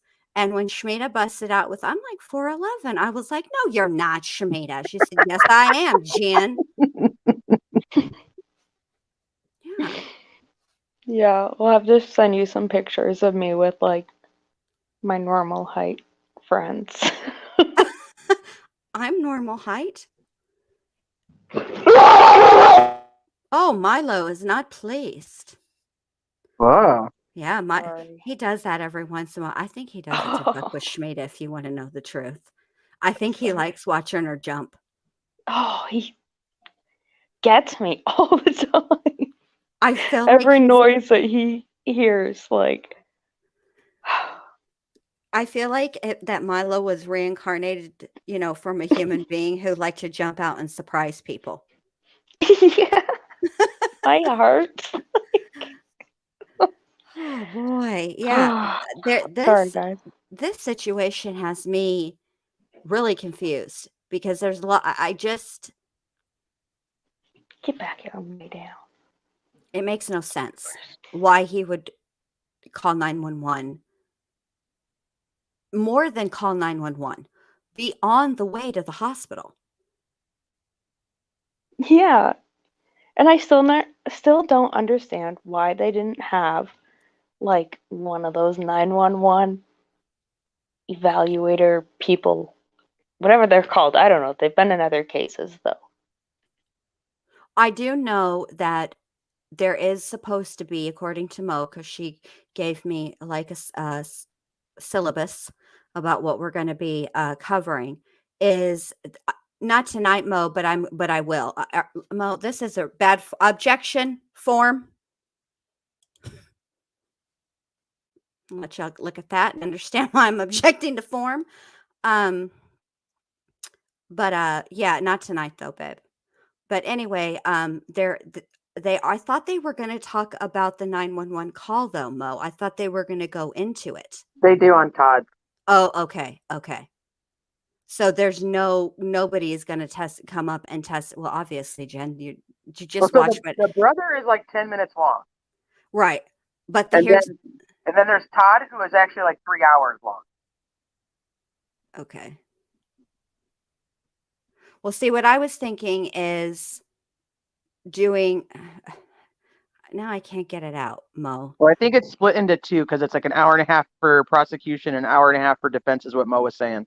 Yeah. So what I thought I would do is have the brother and the prosecution tomorrow. And then Thursday I'm going to do, because Teresa's at school, I'm going to do the Destroyed by Love or whatever I called it. I don't remember. What did I call it? Was it Destroyed by I Love? think it's Destroyed by Love. Okay, that sounds like something I would say. And then Friday, finish up with the the cross on Todd. Okay, that sounds good. Most of Yeah. man, it's Todd's brother, Mike Mullis. Yes. But Mo's over here trying to get me to do brothers. This not that show, Mo. This ain't that kind of party. I'm just really I would really like for us to be able to get our mitts on the case file, Yes. because I'd like to see this 3.5 months worth of investigating and what all that implies and entails. I think I that's want to going to see be Todd important. standing in his underwear. Why? I don't know. Just for You funsies. just do. Wait a minute, though. I have a question about that. According to Tear Bear, Todd didn't wear underwear. So how did they have him in his underwear? Maybe he like put them on when he was going out with a purpose of something. Just underwear? No. What? What do you mean just underwear? You can't confuse me like that. So like it's the old adage your mom would, when you were a kid, your mom would tell you, you got to change your underwear. What if you get into an accident? You don't Yep. want to be in an accident wearing dirty underwear. Always. Mom So- always said that. When he's going Mhm. to the cop shop, it's underwear time. He's Yeah. getting fancied up. Just in case there's an accident and he needs to make sure he's in his underwear. I don't know, dude. It's a good point though. But it's an interesting detail to know. I'm very But did we vet Tear Bear? no. Do we know that he didn't wear underwear? No, we don't. But she was well, listen, I'm going on. The prosecution seems to think that Tear Bear is the living end. So As a juror, we've only listened to what we have here. We don't know any of the other Exactly. stuff. We can't know any more than that. But I am, it's her, women share a lot of things with each other. But there are some parts of a marriage or a relationship that us women don't talk about. And to underwear or not to Molson, you want to come up underwear. now? Okay. Yeah, Molson. Yeah. How do you weigh in this? But I'm just saying, like, that's not something that you would talk to your girlfriend about, especially as it it'd be one thing if you were talking to your girlfriend and you said something along the lines of, every week I do laundry, and every week my son has no underwear in the dirty clothes hamper, but I know he owns underwear. That's different. The way that this was said and the context of the conversation is weird, because even if you look back at the text, you see it's a whole gossip sesh. And But the it's only truth, Amy's gossip. You notice that? And everything that we Mhm. were shown is all Amy gossipy. And her friends are like, oh, I hope it gets better. Oh, it sounds good. And then the only one that's like really pushing any narrative is Tara Bear. Right. Tear Bear had plenty of gossip to say, which is what's interesting to me, because at some point in your later adulthood, like after you hit 30, you start to realize that the same people who will do it with you will do it to you. So if somebody is forever gossiping to you about one specific person, then chances are they're gossiping about you to either one specific person or multiple. And it's the way that she does it. It's not the same as like just sharing between friends. It's the way she's doing it. And she also mentions that towards the end of what would be Amy's life, Amy was actually distancing herself from Terry. She wasn't speaking to her regularly like she had been before. She was starting to suss Tear Bear out. Mm-hmm. Yep. Which is ironic then, because Jer Bear is actually distancing himself from Amy. Correct. I need to know for my own personal nosiness if there are messages between Amy and Jerry. What do you mean? What kind of messages? Like text messages, just what if anything? Back off. This is a bad idea. You're putting Amy in a Oh, you mean really from- terrible. Oh, you mean Terry and Jerry? Yeah, Okay. sorry, Terry. Terry and Jerry. I was like, wait, we Sorry. know there's text messages. It's between too Terry, Amy, and I Jerry. want to see Terry and Jerry's text messages to see if she reached out to him and was like, hey, what you're doing is wrong. And, you know that you have no intention on leaving your wife.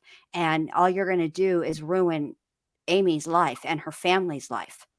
Right. Because Well, she thinks they all have to know each other at some. I mean, at least in passing, they all have to know who the other one is. right. So now Amy's out there telling everybody she's having this affair with Jerry, and now there's supposedly gossip out there, which I could guarantee it's Tear Bear who spread the gossip, but whatever, that there's an affair happening. Those people are bound to know what's her name, Mrs. Jer Bear. So I don't know why all these other people that are involved aren't being looked at as suspects. Well, right. Yeah, Christy doesn't testify because this guy that, said the fingernails don't matter said that she was in the clear too. See, Even and though now, he talked to no witnesses. right. Now I'm wondering is if Amy actually wanted to get caught. If you don't want to get caught doing something, then you have two choices. One, don't do it. Or two, if you do it, don't tell anybody you did it. Right? Okay, those are really your only two options. You don't typically tell the town gossip that you're doing it. Well, exactly. And it seems like I don't know that she was so much concerned that Todd would find out. It's almost like, you know how the murderer will sometimes follow the investigation and try to, and see what people know. It's almost like that. It's almost like Amy wanted to be caught, but not more than anything. I think she wanted Jerry's wife to know, because I think she actually might have wanted to be with Jerry. And if maybe she felt like if his wife found out, she would leave him and that would make things easier. Then for sure he would be with her. You know what I'm saying? Mm-hmm. Because if you're really afraid of somebody, you don't tell people what you're up to.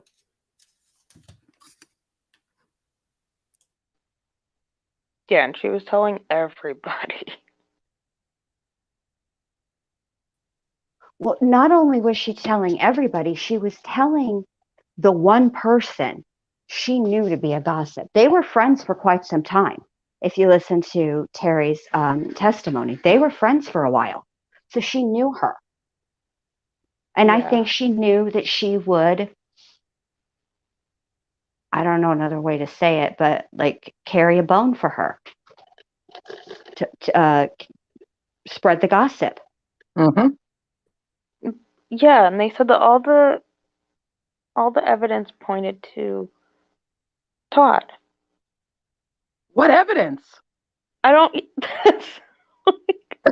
That's my whole issue with this whole damn case is what evidence?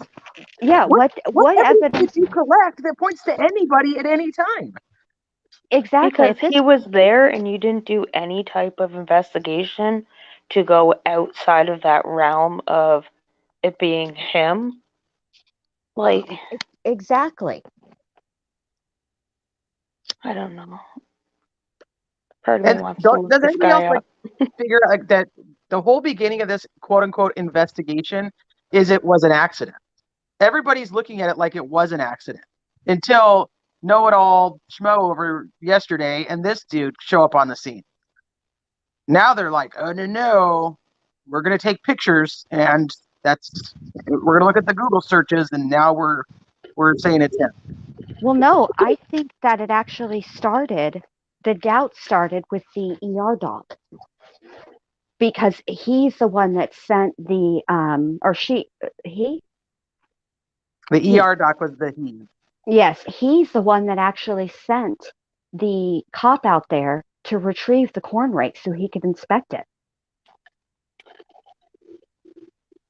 And then decided, after he had inspected it and looked at Amy's injuries, that she needed to go for a full-on autopsy. And that let the forensic pathologist make the determination.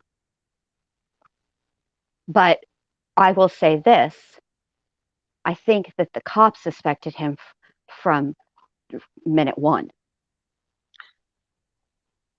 From minute one, you think so? Because you got to remember, they don't go back and do anything with those pictures or anything until the 16th, 6 days later. And Tristan's already testified that he's been out to the red shed a few times. Well, I think that it took time for them to be able to get enough evidence, and I think I think what they were waiting for was the ruling from the forensic pathologist that it was indeed a homicide. But why wouldn't they have taken the corn rake the day up? They did, didn't he? He brought it back to. Oh no, he took a picture of it. The pictures were from the 16th. No, so then okay. Well, the one guy had it in his trunk. Well, that's what he took it to the hospital. Yeah, they took it to the hospital, and the emergency room doctor examined the rake, and then simultaneously was examining Amy. And at that point, he determined that something wasn't quite right, and so he sent her body to be autopsied. So and then 2 sets of pictures in. He took 2 sets, some from the 10th, some from the 16th. Yeah, I think. Okay. I think on the 10th, all he did was maybe document The rake. the rake, and probably in Wow. documenting the rape caught that blood. The rake caught the blood. Okay, so they on this guy's testimony tonight, they're talking about that Todd actually showed him the position that she was in, this crouched position. And Yes. then she says, okay, I'll have you go into that, that summary in a minute. Does he ever actually go back into that summary? No. Yeah, I was wondering if I missed it. Because No. so she was in a brawl. she was in a crouched position with the corn rake in her back. That and how We are don't know you which way she was crouched? facing, which way she was. Well, and how do you know? How are you crouched and on your face? I think what he meant to say, which I'm only saying this as Jen Liu, not as the jury foreman, but I think what he was trying to say was curled. But that's still, was she, and that's their testimony is kind of difficult because they really said on her face. Well, you can be directly laying on your face, meaning your forehead, your nose, and your lips are touching the ground straight down, or you can be on your face to your left or to your right side. So Which was it? which was it? They should be much more specific. And I wish the defense attorney would have demanded that specificity. Yeah, I don't know why we don't have that. Tracy, we haven't got there yet. But I don't believe that's what they say, but we'll wait till Todd's testimony. I'm really trying to find a way that we can isolate that specific portion of the audio and maybe clean it up. See, I'm always hesitant to do stuff like that because then you're really sort of tampering, obviously. But for our purposes, like, I think it'll be okay. BR says, I thought he said on knees face down. But like, was she facing the door? Was she facing the carrier? Was she facing the corner? Was she on her left side of her face, her right side of her face, on her forehead? Right. They're not very specific, and that's important. We need to know that.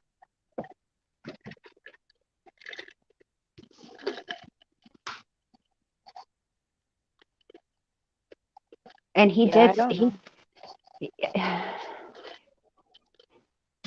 it's like, and also, this is another irritation to me.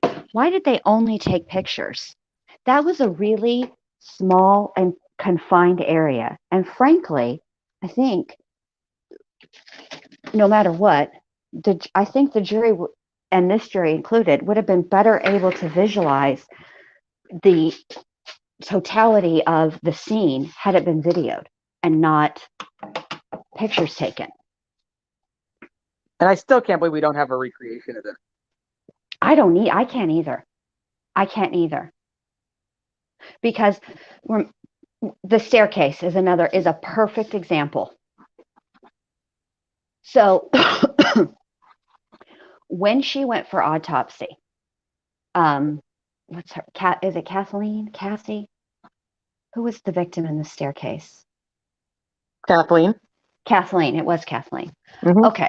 So when they arrived on scene and then collected her and took her for autopsy, it was through the autopsy that is what caused red flags and suspicion. So they did go back to the house and they did do some recreations or reenactments. There was, on both sides, when it finally came down to the trial, both sides did a reenactment. Mm-hmm. I would have thought they would do a reenactment here. Because the circumstances are so unusual. You must rule out the possibility of an accident first. And in my opinion, without a reenactment, there's no way to, No, and with all the heights, how, the length of the corn rake, her height, there's just so many different things. His height, what would be the height of the person who's making the swings versus the way that the corn rake impacted her. I mean, I just, there's so many questions I have about all that. Right. And no, never mind. I was thinking. Be our sister will be a tan pig in the reenactment. They're disgruntled. I told you not to tan me no more. I told you last time was the last time. The other thing I was wondering about is the officer was testifying to what Todd had told him about the corn rake and wrangling it out of her back. And I'm kind of wondering if it's possible in the wrangling of it out, if it got knocked again and that's the second impaling. So you think the first one was the 4 and the second one is the 2? Yeah, I can't figure out which happened first because I'm trying to base it on the medical or the forensic pathologist, but like she didn't make it very easy. I think the 2 were in an upward motion, and then the 4 were in a downward motion.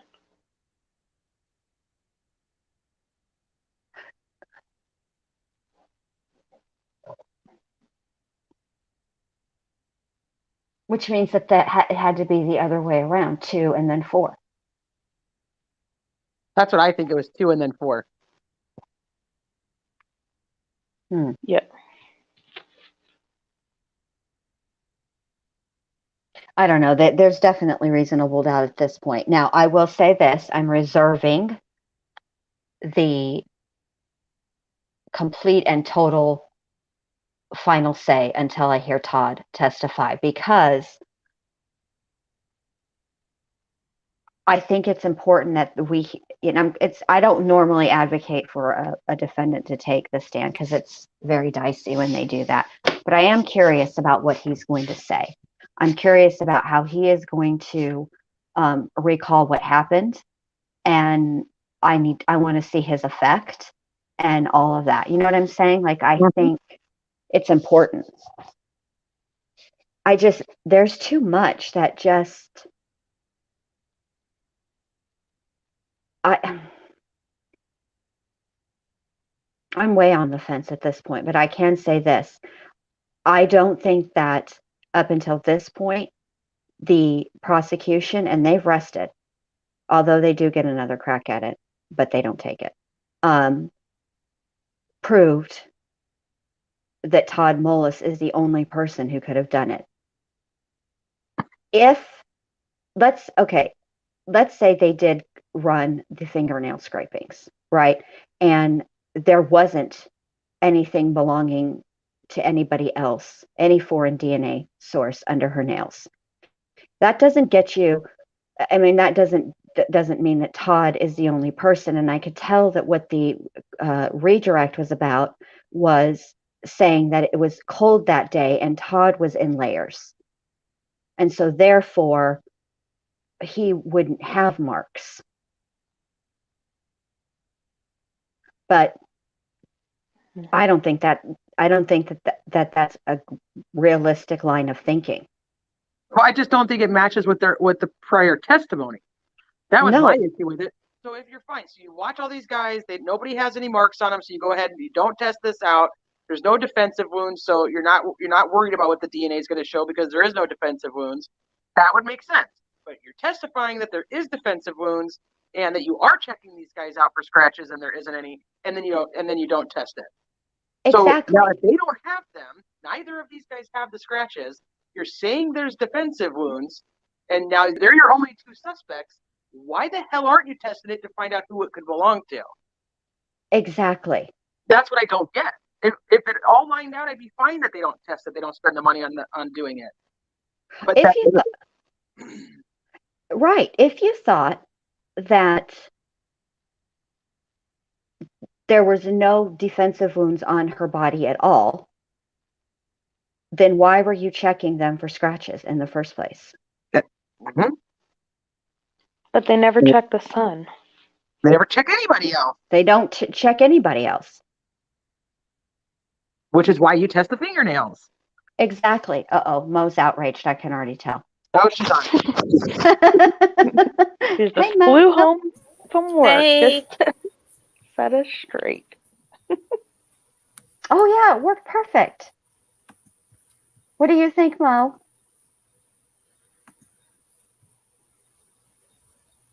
Am I here? Am I? Yes, we can hear you. Can you hear us? I had it playing on 3 things, and I was like, oh God, I don't know where I'm at.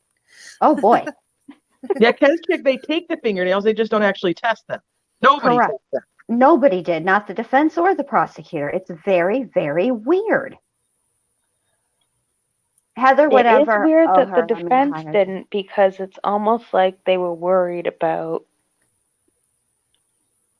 I don't know. Something in me is like, because I feel like Todd himself could have, portrayed his innocence a little bit better. I don't know. It does make it seem like maybe he's trying to protect his son. Because if they're as close as everyone was saying, then maybe he confided in his son a little bit more than he maybe should have, like thought of him as his little buddy. Or even more And- than what Tristan testified to. Yeah, and then Todd feels kind of guilty for, laying that all on his kid, and then his kid wasn't emotionally or old enough to handle that. Right. And he, Yeah, Yeah. because he sounds mad in the 911 call. Yeah. and I feel like the injuries that she had, I know pulling the rake out made it a lot worse, but I just can't see like how long she would have been able to lay there for.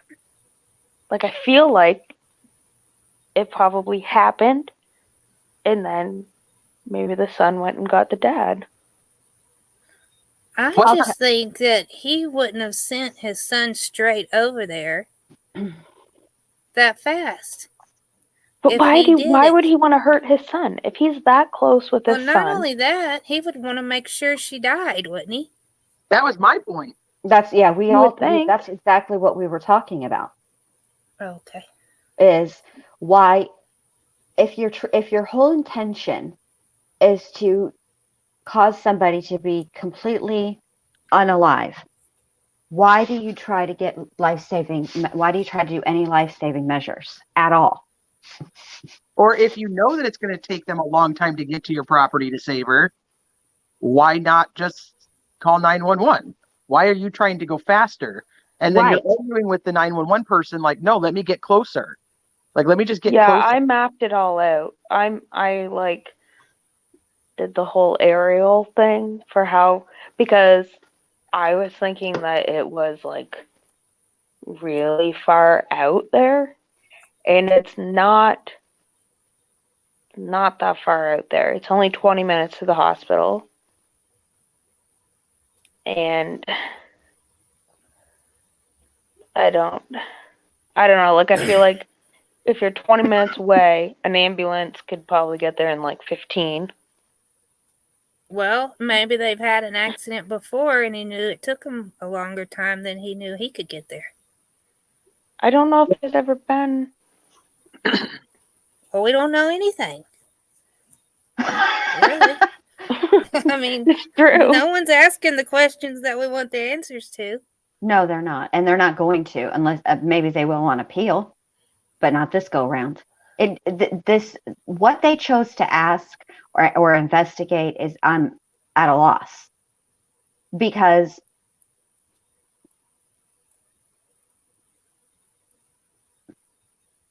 Ooh, I wonder if they would give Todd an Alfred plea.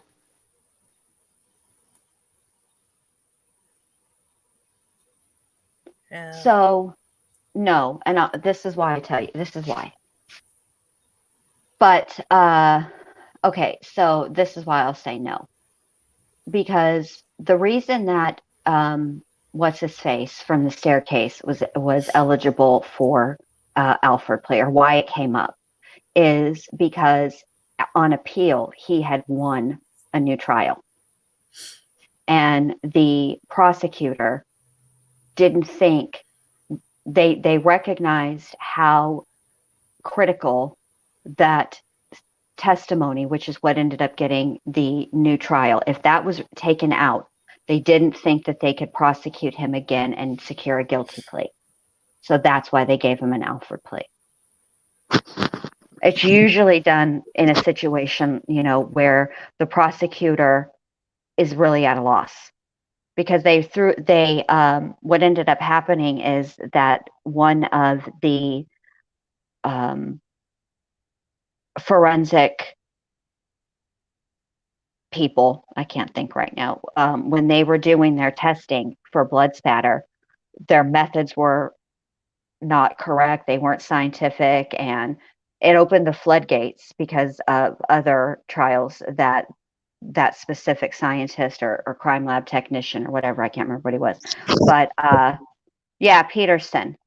Anyway, he their expert witness ended up not being credible, and so they had to take out that testimony, and they didn't think they could secure another conviction.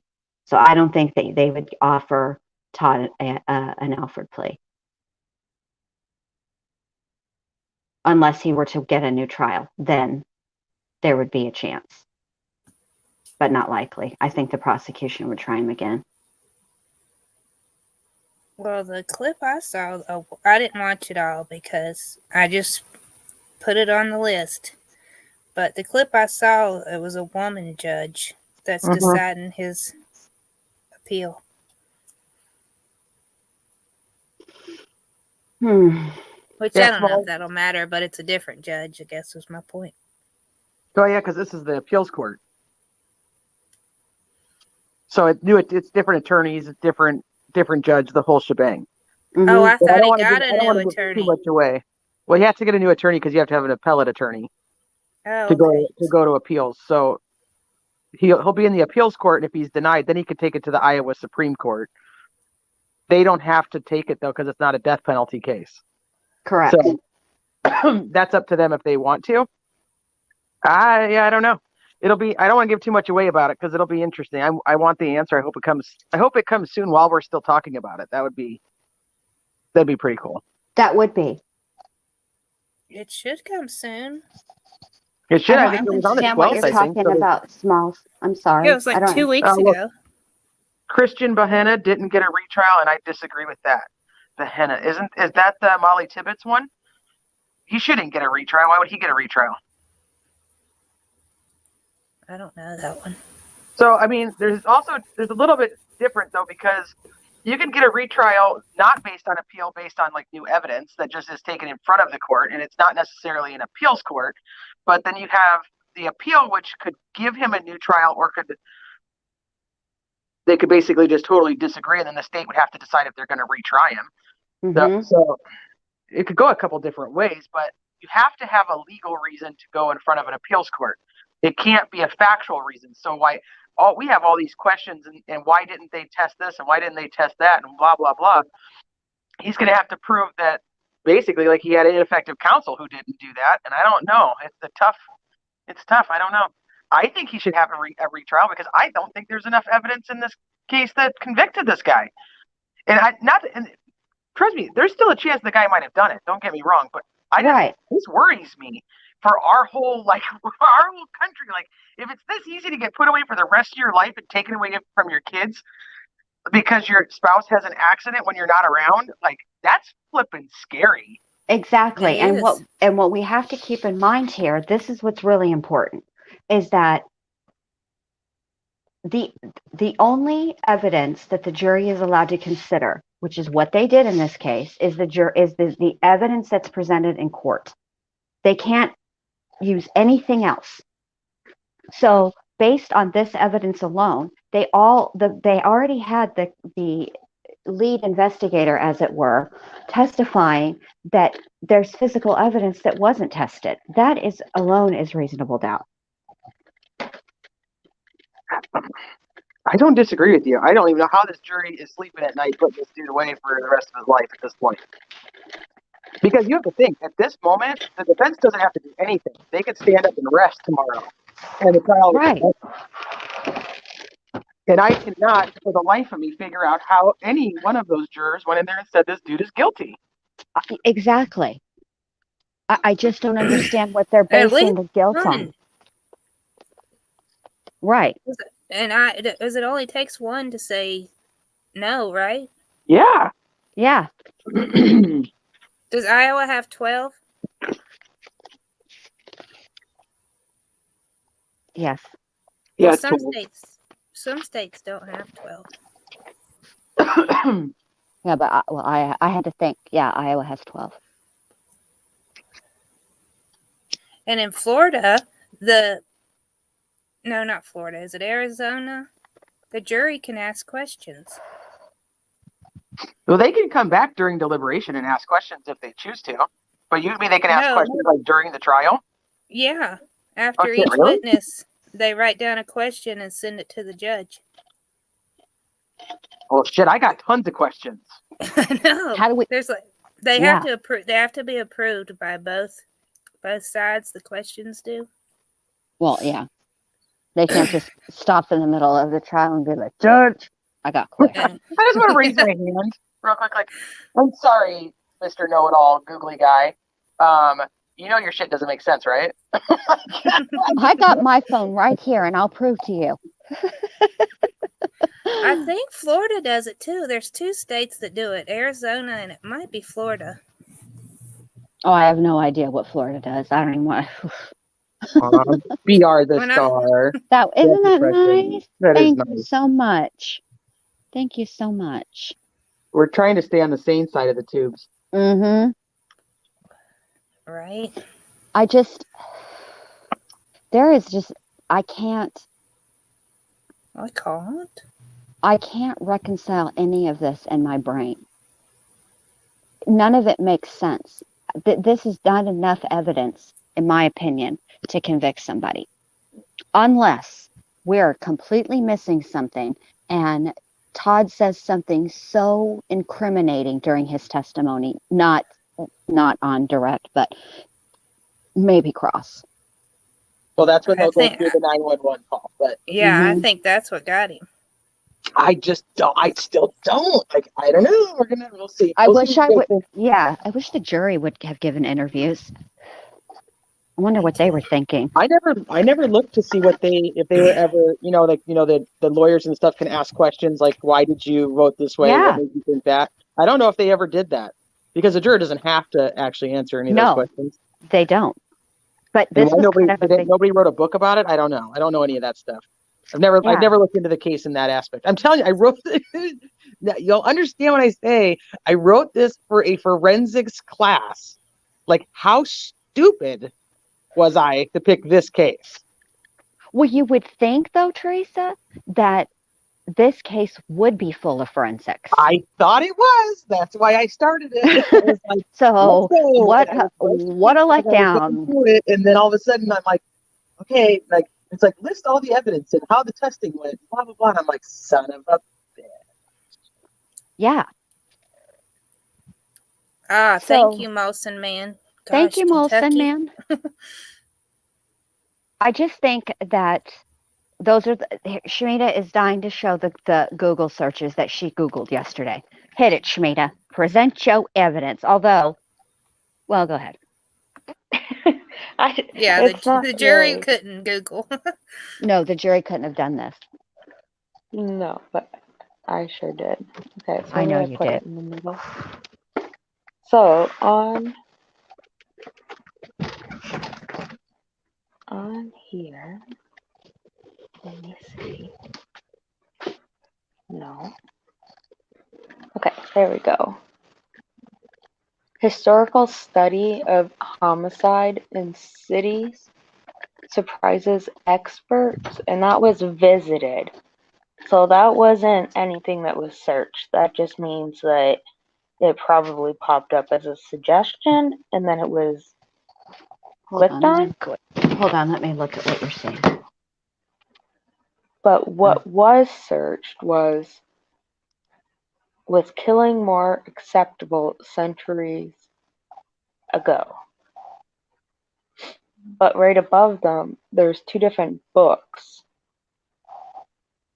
that they're like Google books or something that they're reading.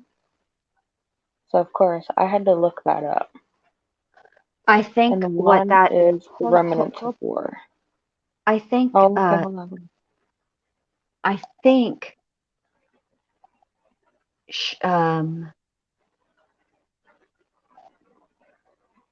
I think when this article was clicked on, because this is an article from the New York Times, and I think when the article was clicked on, these next ones that are google.com/books, if you click on something inside of an article that you're reading, it will, I think that's what this is underneath here. It's what the more suggestions were, but they were clicked, not searched. They're not Google books themselves, but more books that Google said to look Yeah, at. this is what, when I typed in those, I copied those address bars. And these are the books that came up. No, what I'm saying, oh, okay. No, what I'm saying is whenever the highlighted search or the highlighted article, okay, Oh, yeah. there may have been something that they clicked on inside of that article that then took them to books. And that's what those books are. They're not literal like audio or audible books. They're actual ads for books. Do you see what I'm saying? Mm-hmm. And that's what they looked at. But yeah, if anyone, just in case anyone is wondering, that's what these links go to. And maybe he was into true crime. I mean, look at all our Google searches would be. Well, see, here's the positive is I know that all of you guys will testify that I probably have a crap ton of searches that have to do with stuff, and you guys will know exactly what it pertains to because of the cases that we call out. Well, make sure you get a defense lawyer who will find us. Jen. I'll find, listen, if Teresa goes down, I'll find the defense attorney. They won't have to worry about finding me. One of his searches was what president was shot for treason. I mean, that's obviously history stuff. Yeah, that's why I said this guy's a history buff. Yeah. He's probably watches a lot of history on TV. Exactly. He probably could have got his, cable records to see what this shit that guy records on his DVR. Right. He could have very well been watching something on the History Channel, right? And somebody was giving an interview on whichever show and whatever episode he was watching. And anytime that anybody is interviewed on shows like that, they always tell their name and then what their deal is. And if they're an author, they list the book. And it's very possible that they just Googled the books listed because they were interested. Some of these Google searches, in my opinion, are innocuous and mean nothing. It would mean something if he Googled, "Can you kill somebody with a corn rake?" That would be a meaningful, search. How to get away with murder in 30 seconds. Right, exactly. Yep. How to casually have your son discover his mom's injured body. I mean, stuff like that. Something that was pertaining. Is it more believable to rush them to the hospital or to just call 911?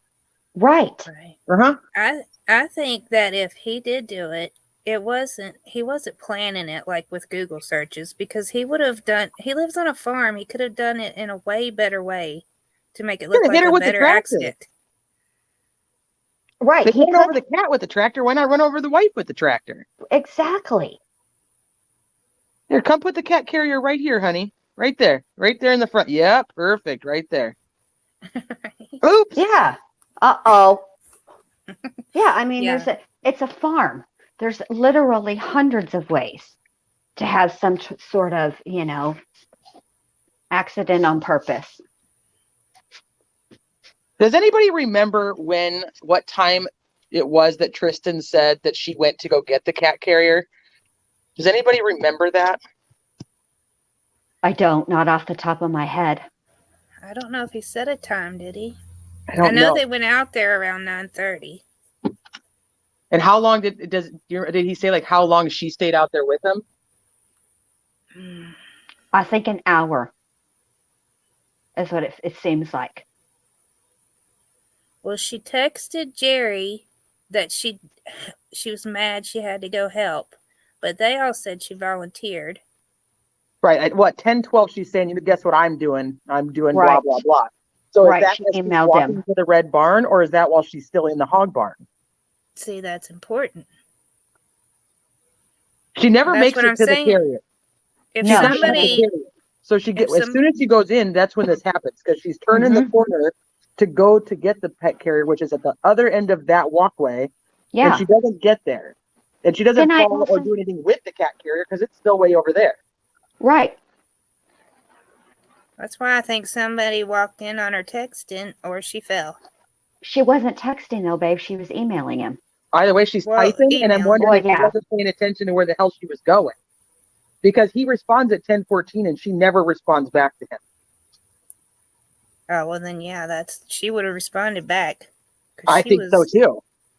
Yeah, because that's their only form of communication, and she was clearly invested. So yeah, she would have wrote back. Which means it had to happen in that 2-minute time span. That's what I think. Right. But I can't do remember too. if he actually says how long it was before she headed to the red shed. Well, about an hour would make sense because they went out there. They said around 9:30. And you don't have exact time, so you would say about an hour or so. 10:12, 10:14, that's close to About an hour. That's a good point. She could have been looking at her phone, emailing, and tripped over something in that death shed. Yep. She's already dizzy, lightheaded. I don't know. Yeah, or she could have just not been watching where she was going and misjudged the distance between that walkway and there's space in between the wall of the shed, as it were, and that walkway. It's just dirt. And she could have easily gotten her foot stuck, twisted around, something like that. Yeah, I ran into a trash can yesterday because I was looking at my phone. So it happens. Walked right into it. One time, I tripped over. I wasn't paying attention. This was before cell phones were like they were around, but not everybody had them, and I didn't. But it was dark, and I was walking in the living room, and I tripped over my black lab Baxter, and I fell into the French doors that were like for the office or whatever, and broke the glass and everything. Not a scratch on me. Well, good. Then thing you another didn't time, have a corn rake. not right. And then another time I was sitting on the edge of a coffee table that had the glass middle portions. And we were sitting, it was both of the boys. They were in their high chairs next to each other. And my husband was feeding Anthony and I was feeding my oldest son. And all of a sudden the glass, I didn't even think I was on the glass, but I guess I was, and it cracked and I went through the middle of the glass coffee table, not a scratch on me. Didn't even rip my clothes. Community Ventures. That's a great question. Was the email Jerry sent opened? I want to know that too. Was there a reply button hit? Why don't we know these things? Right. Because let's say she did get it, and let's say she read it, she opened it, read it, and intended to reply. In order to do that, you have to hit the reply button on Gmail. But if you don't ever send the email, it goes to drafts. So it's there. Well, the way my garage is, I could probably do a reenactment because it's about as packed as that shed. We would just need to know her height and the height and the length of this broken corn rake. Yep. And her positioning, because we don't even know we can't even reenact because we don't know how she was positioned. We know she's Exactly. on her knees and face and crunched up. Yeah, the I know, height right, of all of Kamal? them are the height of all of them is important. Well, yeah, but that's important. But what's more important than even knowing her height and Jerry's height, Todd's height, and Tristan's height is knowing how she landed, how she was found, how she ended up, because that's the most important. Almost, you've got to figure out where she ended, so you can rewind to figure out how she started. But without that, we can't. It's almost going to be impossible. Maybe they asked him and they didn't like his answer, so they decided not to do it.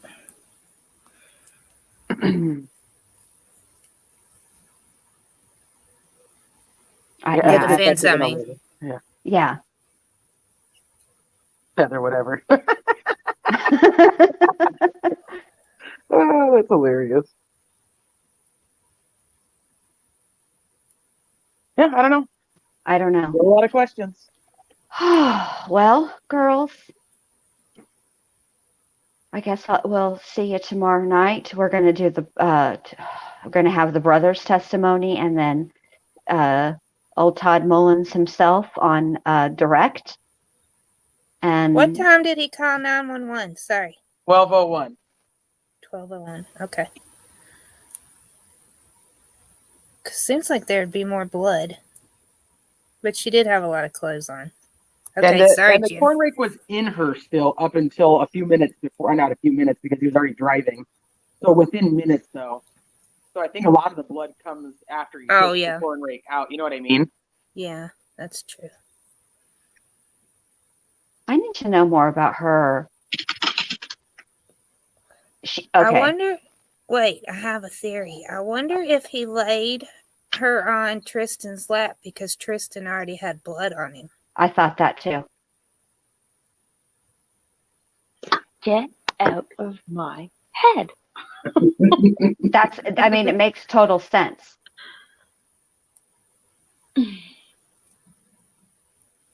Dun, dun, dun. But the thing is that while she did bleed a significant amount, it wasn't that significant of an amount because she didn't die of exsanguination or close to it. Because that would have been, they would have said that in the testimony. So she died from the punctured lung, right? I mean, that was ultimately her death. I think the combination of the punctured lung and the liver. Mm-hmm.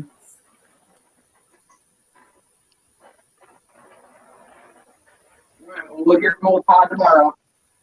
Yep, we'll be back to the corn rake tomorrow, you guys. Thank you, everybody. Thank you, Shmita. Thank you, Teresa. Thank you, Mo. Thank you, guys. Thank you, chat. Thank you, chat. Thanks, everybody, for being here. Well, maybe we'll get some, I doubt it, but maybe we'll get some answers tomorrow. I just like to have one question answered. Like, I'm not even trying to be greedy. Well, you will have a couple answered about the Google searches. I hope so. All right. Well, I'm going to end this, you guys. Thanks for coming out, and we'll see y'all tomorrow. Good night, Goodbye. Good night.